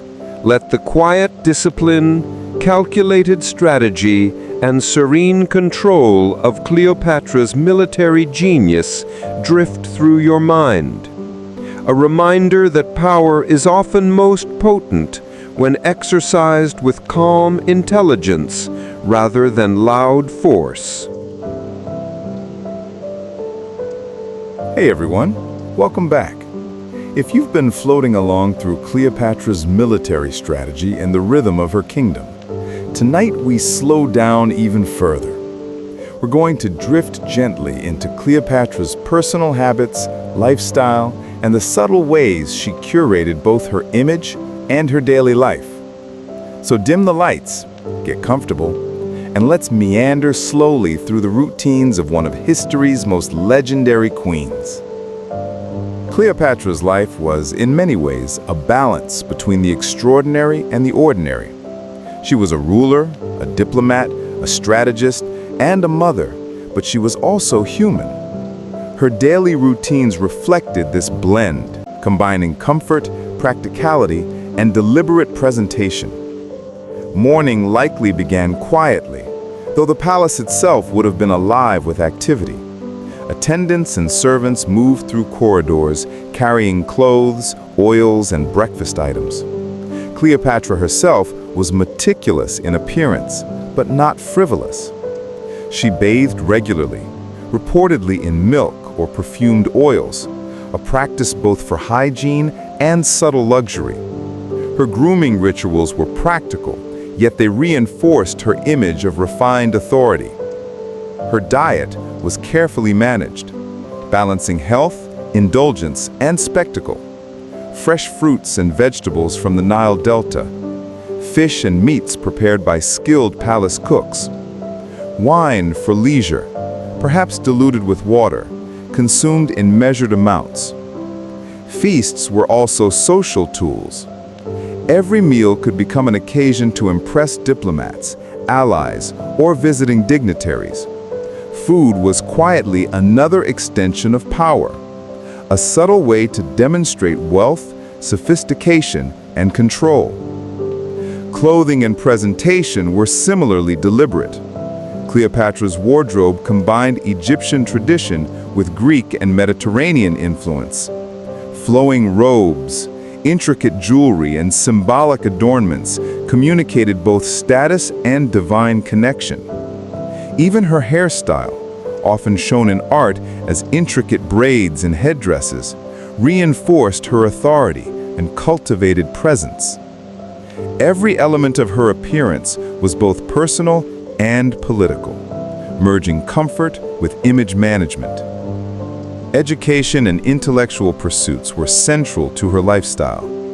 Cleopatra was known to be multilingual, purportedly fluent in Egyptian, Greek, and several other languages.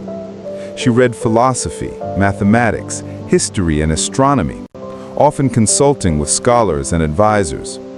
Her intellectual habits weren't just for personal enrichment, they enhanced her authority, allowing her to converse and negotiate with world leaders confidently. A ruler who understood the subtleties of language, culture, and strategy could never be underestimated. Even leisure had its subtle, strategic elements. Cleopatra enjoyed music, poetry, and theater. She might participate personally, demonstrating cultural sophistication and charm. Entertainment wasn't frivolous.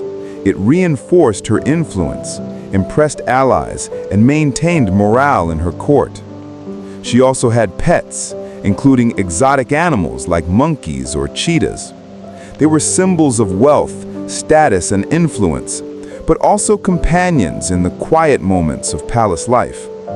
Personal relationships, too, were carefully managed. Cleopatra's bonds with Julius Caesar and later Mark Antony were both personal and political. She navigated love, family, and diplomacy simultaneously, blending emotion with strategy. Her children were raised with education, awareness, and preparation for future roles, even as the world around them grew increasingly precarious. Numbers again offer perspective. Dozens of attendants and servants attending her daily routines. Hundreds of meals prepared annually, balancing taste, nutrition, and ceremony. Multiple wardrobes, ceremonial outfits, and symbolic adornments carefully maintained. Even in these personal habits, Cleopatra's life was a delicate orchestration of practicality, luxury, and subtle power.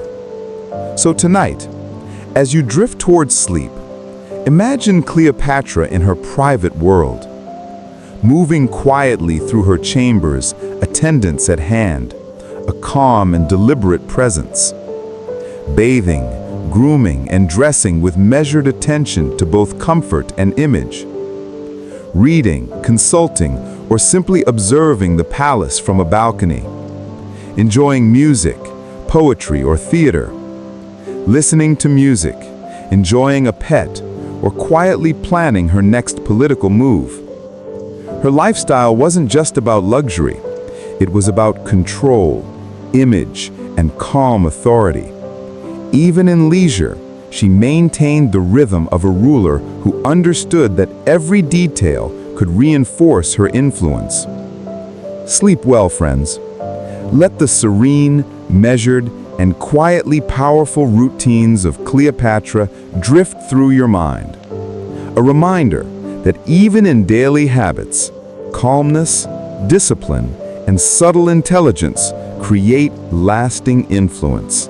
Cleopatra's religious influence, divine status, and cult practices. You know how things are with rulers whose deity is still debated. It tends to be a bit self-serving. Let's see how Cleopatra played this game. Hey everyone, welcome back. If you've been floating through Cleopatra's life, her court, diplomacy, military strategy, and personal habits, tonight we drift into a quieter, more contemplative realm. Her religious influence and the divine image she cultivated. So dim the lights, get cozy, and let's slowly explore how Cleopatra blended politics and religion to maintain power and awe. Cleopatra's rule was inseparable from religion. In Egypt, the pharaoh was considered divine, or at least a living intermediary between gods and people. Cleopatra embraced this fully. She presented herself as the embodiment of Isis, the goddess of fertility, magic, and motherhood. This wasn't just symbolism, it was political strategy. By aligning herself with a revered deity, she legitimized her reign, inspired loyalty, and reinforced her authority. The rituals surrounding her divine status were elaborate but deliberate. She participated in festivals, often taking a leading role in ceremonies designed to honor gods and goddesses. Offerings, prayers, and processions emphasized her connection to divinity. Temple patronage reinforced both her spiritual and political influence. Numbers give perspective. Hundreds of priests and priestesses serving the temples under her reign. Daily rituals performed for multiple deities, each reinforcing specific aspects of social, economic, and political life. Seasonal festivals drawing thousands of citizens and visitors, carefully orchestrated to demonstrate stability and power. Her religious image extended beyond ceremonies. Coins depicted her with divine attributes, diadems, sun discs, and symbols linking her to the gods. Statues and temple reliefs emphasized her role as both queen and goddess, projecting authority that transcended mere human power. She appeared in rituals not just as an observer, but as a participant, reinforcing her presence in the spiritual and civic life of Egypt. Her religious image also had political consequences. Foreign powers, especially Rome, could not ignore her authority when it was tied to religious legitimacy. Her representation as Isis allowed her to command respect, negotiate alliances, and maintain influence even in turbulent times. She used religious festivals as opportunities to showcase Egypt's wealth, stability, and sophistication, subtly reminding Rome and other powers that Egypt remained independent and powerful. Her connection to religion was also personal. Cleopatra reportedly participated in mystical practices, consulting oracles and priests for guidance. She performed rites that blended public duty with private contemplation, integrating spiritual insight into political decision-making. Her image as a divine ruler reinforced her self-perception as capable, intelligent, and in control. Even small details mattered. Clothing and jewelry often referenced divine symbols, subtly reinforcing her connection to gods. Her speeches and public appearances incorporated religious references, emphasizing wisdom, fairness, and divine favor. Every gesture, from temple visits to ceremonial processions, was a calculated blend of devotion, performance, and political messaging. So tonight, as you drift into sleep, imagine Cleopatra in her divine role, walking calmly through temple corridors, incense curling in the air, participating in rituals, quietly confident, aware of her divine representation, overseeing priests and attendants, ensuring ceremonies were precise, dignified, and awe-inspiring. Looking out over Alexandria, the Nile, and her people, embodying both queen and goddess in quiet, deliberate authority. Her religious influence wasn't just spectacle, it was a tool, a shield, and a source of power. It allowed her to command respect, inspire loyalty, and shape perception both within Egypt and beyond. Sleep well, friends. Let Cleopatra's calm, divine presence drift through your mind, a reminder that leadership often extends beyond politics into subtle, enduring influence. Cleopatra's legacy in Rome, politics, memory, and influence. Hey everyone, welcome back. If you've been drifting through Cleopatra's life, court, military strategy, and her divine image, tonight we float into a slightly different river, the afterlife of Cleopatra's influence in Rome itself. So dim the lights, get cozy, and let's drift slowly into how the Romans remembered, or perhaps misremembered, Egypt's last queen. Cleopatra's presence in Roman politics didn't vanish with her death. In fact, her influence lingered, quietly shaping the perceptions and actions of the new rulers, particularly Octavian, later Augustus. Rome had, naturally, a vested interest in controlling the narrative. Cleopatra, cunning and charismatic, had been both an ally and adversary to some of their most powerful men. After her death, she was portrayed in Roman texts as seductive, dangerous, and manipulative.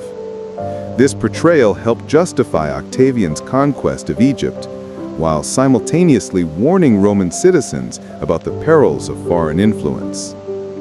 Yet, beneath the rhetoric, Cleopatra's practical impact on Rome endured.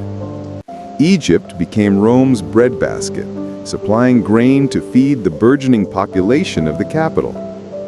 Cleopatra's wealth, much of it absorbed by Rome, fueled projects, celebrations, and public works. Politically, her alliance with Antony forced Rome to rethink power dynamics, succession planning, and foreign diplomacy. Numbers, again, are quietly impressive. Hundreds of thousands of tons of grain shipped from Egypt to Rome annually. Tens of thousands of soldiers, mercenaries, and administrators, once under her influence, now absorbed or neutralized by Rome. Vast wealth, art, and cultural treasures enriching Roman elites, subtly shaping tastes and artistic expression. Roman authors also helped cement Cleopatra's mythic image. Plutarch and Suetonius emphasized her intellect, her charm, and her political acumen, but always with a Roman moral lens. She became a literary symbol of temptation, power, and the dangers of female influence. Poets and historians across the empire reinforced her story, ensuring that Cleopatra's name echoed far beyond the Mediterranean. Interestingly, her influence wasn't purely negative. Roman leaders learned lessons in diplomacy, alliance building, and public perception by observing her strategies. Cleopatra's ability to merge charisma, intelligence, and cultural symbolism became a case study for Roman elites. Even Augustus, careful and calculating, could not ignore the example she set in controlling narrative, wealth, and political theater. Beyond politics, Cleopatra's cultural influence persisted. Egyptian art, architecture, and ritual practices subtly entered Roman elite life.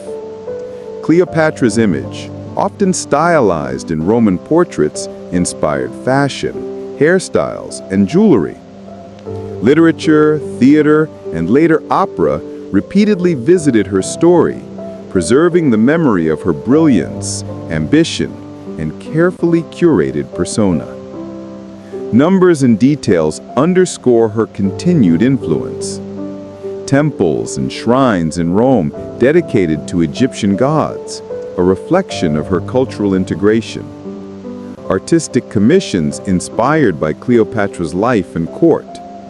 Hundreds of surviving literary references across centuries, each reinforcing or reshaping her story. So tonight, as you drift to sleep, imagine Cleopatra's echo in Rome. Her name whispered in elite circles, debated by senators and scholars. Her strategies studied in quiet chambers, influencing political thinking long after her death. Egyptian grain ships sailing toward Rome, feeding a city that had once feared her power. Artisans crafting statues, coins, and paintings, inspired by a queen who had shaped perception, politics, and diplomacy. Even in defeat, Cleopatra influenced the empire that replaced her. Her life, carefully orchestrated, extended into memory, politics, and culture. Quiet, persistent, and enduring. Sleep well, friends. Let the calm, subtle, and lasting impact of Cleopatra's presence in Rome drift through your mind. A reminder that influence does not end with death. It sometimes begins its quiet, slow work in memory. Cleopatra's global legacy, from antiquity to modern pop culture. Hey everyone, welcome back. If you've been floating through Cleopatra's life, her court, military strategy, and influence in Rome, tonight we drift even further into the slow, sprawling river of her global legacy. So dim the lights, snuggle in, and let's float through centuries of memory, imagination, and reinterpretation, from antiquity to the bright lights of modern pop culture. Cleopatra's story has never been static. Even in her own lifetime, she controlled her image carefully. After her death, that image became a canvas for storytellers, historians, artists, and filmmakers. Each era reshaped her, emphasizing qualities that reflected contemporary values and anxieties. Let's start with antiquity. Roman historians depicted her as exotic, intelligent, and dangerous, sometimes with admiration, sometimes with warning. Greek and Egyptian sources remembered her as a capable ruler, a queen of unmatched skill, and a savvy diplomat. Early Christian writers sometimes framed her story morally, highlighting seduction, temptation, and power over men. Her legacy in these centuries was therefore dual, fact and interpretation, intertwined, forming a legend that would last millennia. Moving into the Middle Ages, European scholars and artists largely knew through Roman texts. She became a cautionary figure, representing the dangers of female ambition and foreign influence. Despite this, her intelligence and charisma continued to fascinate, keeping her memory alive in chronicles, poetry, and moral allegories. Numbers here are subtle but telling. Dozens of manuscripts describing her life circulated across Europe. Hundreds of references in literature and religious texts reinforced her dual image, alluring yet politically dangerous. The Renaissance breathed new life into Cleopatra's story. Artists like Guido Reni, Eustace Sustermans, and Pietro Antonio Novelli depicted her as tragic, regal, and elegant. Writers revisited her intellect and leadership, blending historical accuracy with mythic embellishment. Shakespeare immortalized her in Antony and Cleopatra, balancing wit, passion, and political savvy. Even numbers show her enduring influence, hundreds of artworks inspired by her, countless performances of Shakespeare's play across Europe and later the world, thousands of discussions, letters, and critiques debating her character, intelligence, and choices. In modern times, Cleopatra's legacy has become global and multimedia. Silent films, talkies, and blockbusters, most famously Elizabeth Taylor's 1963 portrayal, turned her into a household name. Fashion, jewelry, and hairstyle trends drew inspiration from her, reinforcing the image of elegance and intelligence. Novels, comics, video games, and documentaries continued to reinterpret her life for each generation, emphasizing different aspects: romance, politics, beauty, strategy, or tragedy. Numbers again demonstrate her reach. Hundreds of films, TV shows, and documentaries produced worldwide. Thousands of books, both fiction and non-fiction, exploring her life. Millions of people exposed to Cleopatra's story, consciously or subconsciously, shaping pop culture. What's striking is her adaptability. Cleopatra can be villain, heroine, diplomat, lover, or strategist, depending on who tells the story.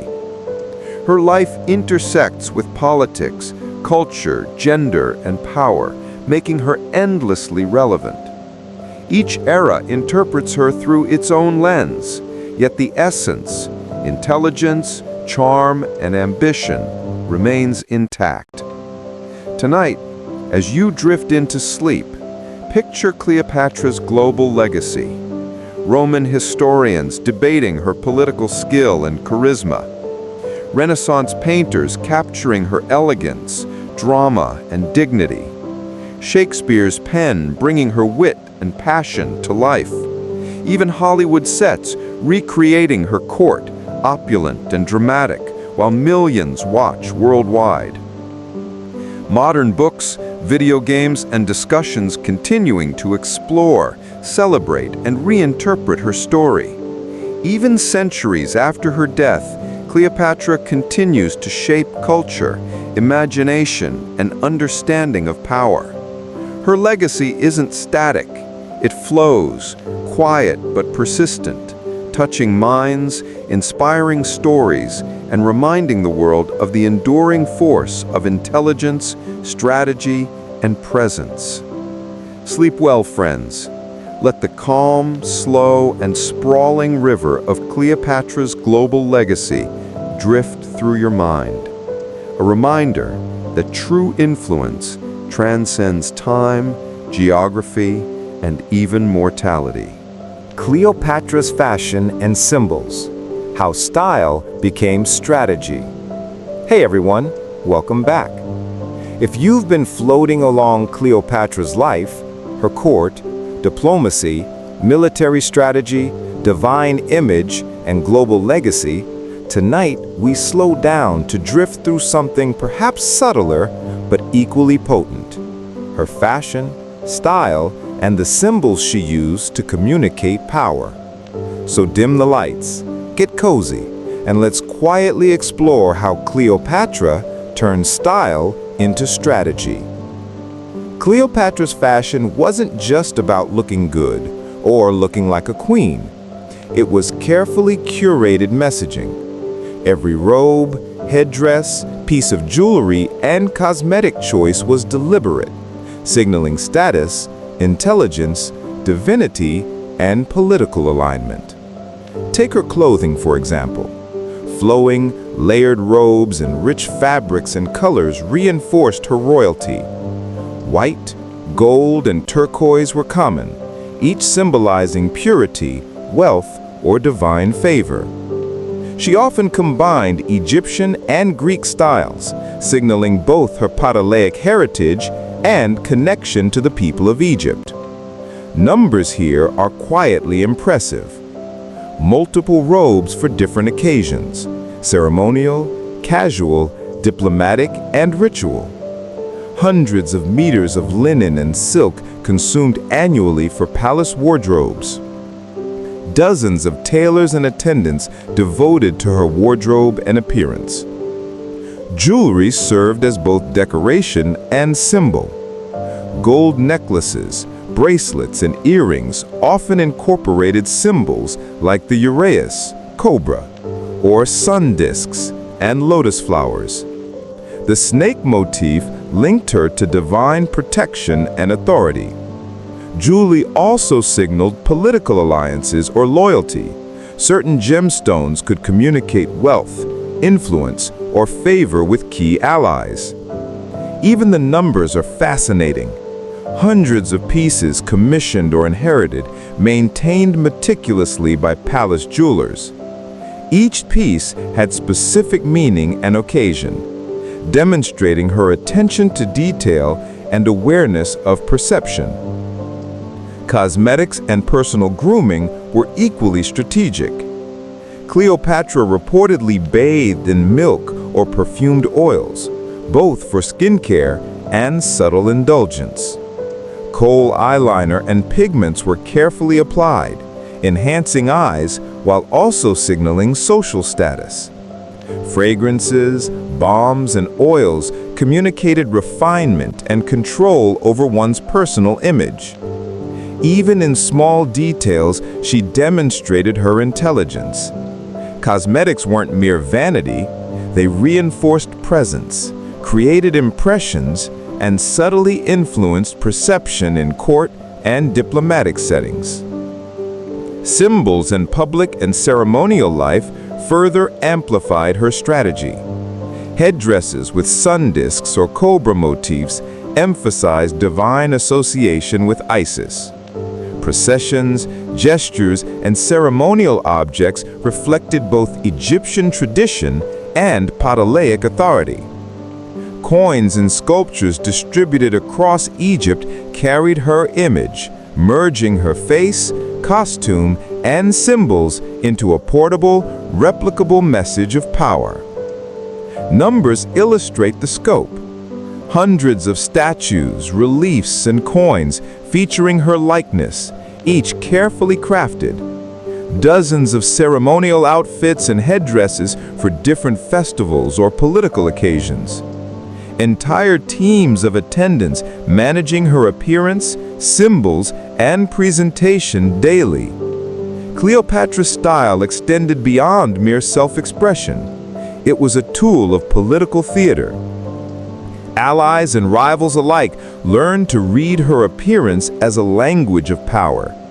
Dress, makeup, and symbols communicated mood, intent, or message without words. Even subtle changes in clothing or jewelry could send signals to diplomats, generals, or foreign powers.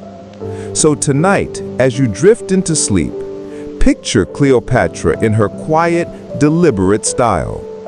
Flowing robes catching sunlight as she moves through the palace.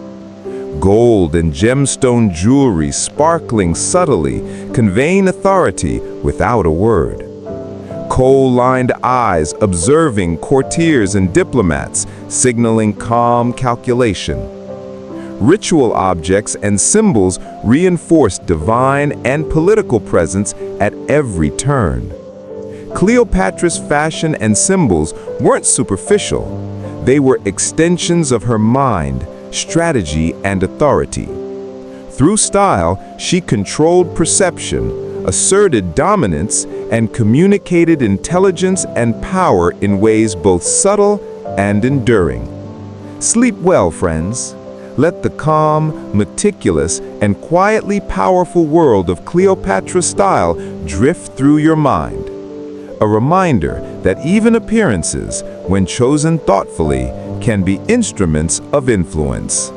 Cleopatra's relationships with other rulers, diplomacy, strategy, and subtle power. Hey everyone, welcome back.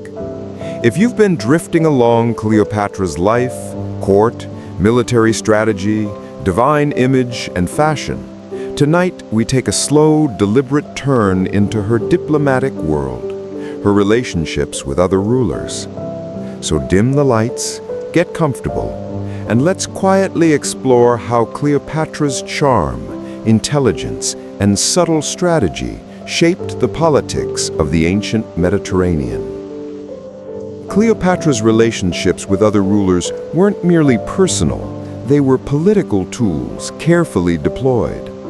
She understood that alliances, marriages, and personal bonds could protect Egypt, extend influence, and secure her dynasty's survival. Her first famous liaison was with Julius Caesar, the Roman general and eventual dictator. Caesar's arrival in Alexandria in 48 BCE was chaotic. Cleopatra seized the moment. She famously had herself smuggled into the palace, reportedly rolled in a carpet or bed sack. Details vary, but the audacity remains undeniable. Their alliance combined politics, romance, and strategic advantage. Numbers give context. Caesar commanded tens of thousands of troops. Cleopatra brought Egypt's wealth, knowledge, and legitimacy into play. Together, they balanced power, charm, and diplomacy to achieve political goals, her survival and influence being paramount. After Caesar's assassination, Cleopatra turned her attention to Antony. Antony controlled the eastern Roman provinces and commanded massive military forces. Cleopatra's relationship with Antony was again both personal and political, mutually beneficial and carefully calculated. She provided soldiers, ships, and resources to support Antony's campaigns while consolidating her own authority in Egypt. Her partnership was in many ways a blend of romance and strategy. Cleopatra hosted lavish banquets and spectacles to impress Antony and Rome's eastern allies. Their children symbolized political alliances and future claims to power. Even in private, correspondence and strategic decisions flowed between Alexandria and Antony's territories. Numbers illustrate the scale of their collaboration. Tens of thousands of soldiers mobilized in combined campaigns. Dozens of ships coordinated for Mediterranean operations. Hundreds of advisors, courtiers, and scribes managing political, military, and familial logistics. Cleopatra also maintained relationships with other rulers and local powers. Client kings and regional governors were kept loyal through gifts, marriages, and diplomacy. Ambassadors and envoys traveled between Alexandria and other Mediterranean courts, ensuring Egypt's interests were communicated clearly. Trade agreements, military support, and ceremonial recognition helped stabilize fragile alliances.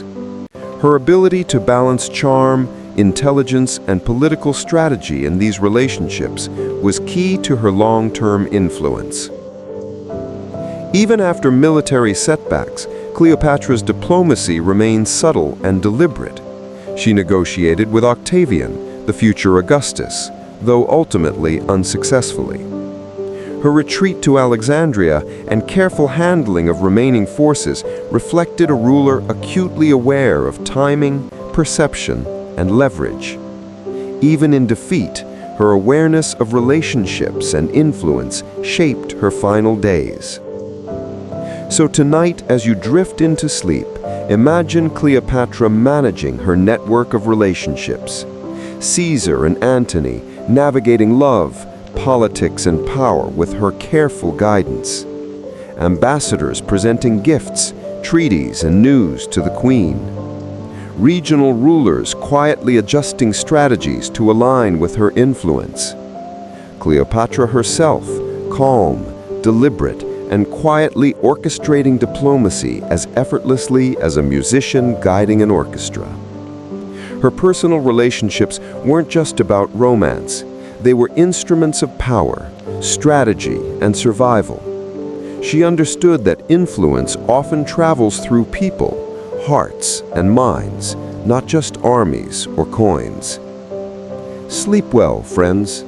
Let the calm, measured, and quietly powerful diplomacy of Cleopatra drift through your mind. A reminder that sometimes the subtlest influence is the most enduring. Cleopatra's children, legacy, education, and future. Hey everyone, welcome back.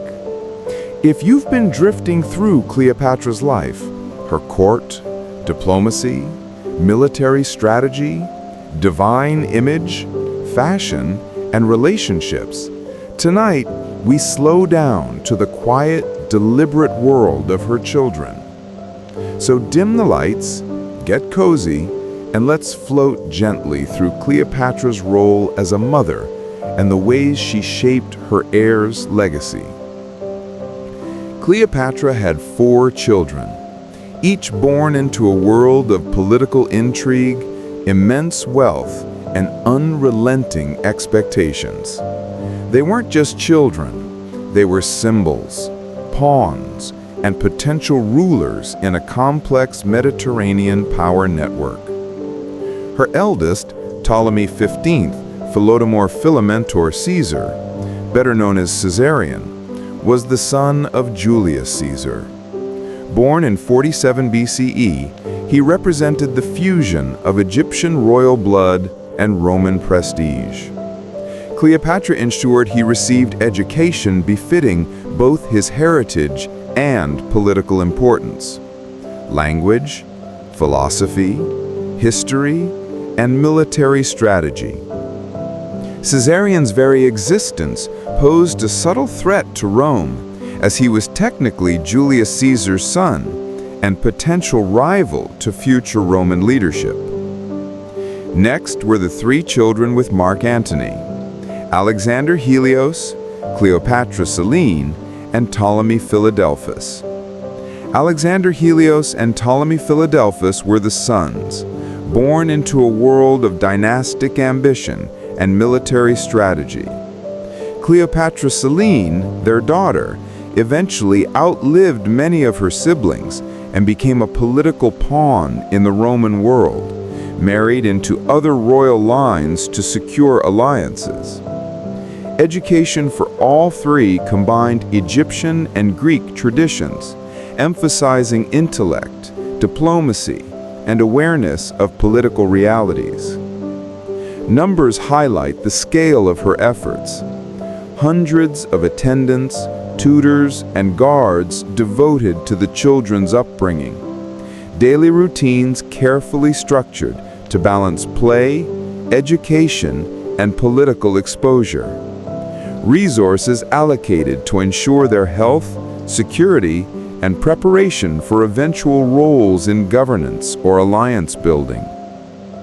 Cleopatra's parenting blended love, strategy, and practicality.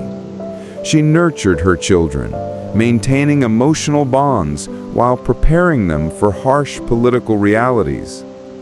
Her presence in their education and upbringing reinforced her influence, ensuring that even as she negotiated with Rome or managed Alexandria, her legacy continued through them. Symbolically, they were embodiments of her alliances, political decisions, and dynastic strategy. Even after her death, Cleopatra's children remained central to historical developments. Caesarion was briefly proclaimed pharaoh, but was soon executed by Octavian, eliminating a potential threat to Rome. Her other children were taken to Rome, raised under Octavia Minor's supervision, Mark Antony's former wife, integrating them into Roman elite society while removing them from direct Egyptian influence. Cleopatra Selene eventually married Juba II of Mauritania, maintaining some political relevance and extending Cleopatra's bloodline into new territories. So tonight, as you drift into sleep, imagine Cleopatra as a mother, quietly overseeing her children's education and play, balancing discipline with affection, tutors and attendants guiding lessons in language, history, and strategy, while she supervises carefully, planning their futures subtly, ensuring they could navigate politics, diplomacy, and survival. Her children resting or playing in the palace, unaware of the turbulent world around them, yet quietly shaped by their mother's presence. Cleopatra's children were more than heirs. They were living extensions of her mind, strategy, and legacy. Through them, her influence continued quietly, even after the fall of her reign. Sleep well, friends. Let the calm, deliberate, and enduring legacy of Cleopatra's children drift through your mind. A reminder that sometimes the future is shaped not in battles or banquets, but in quiet lessons, careful nurturing, and measured guidance.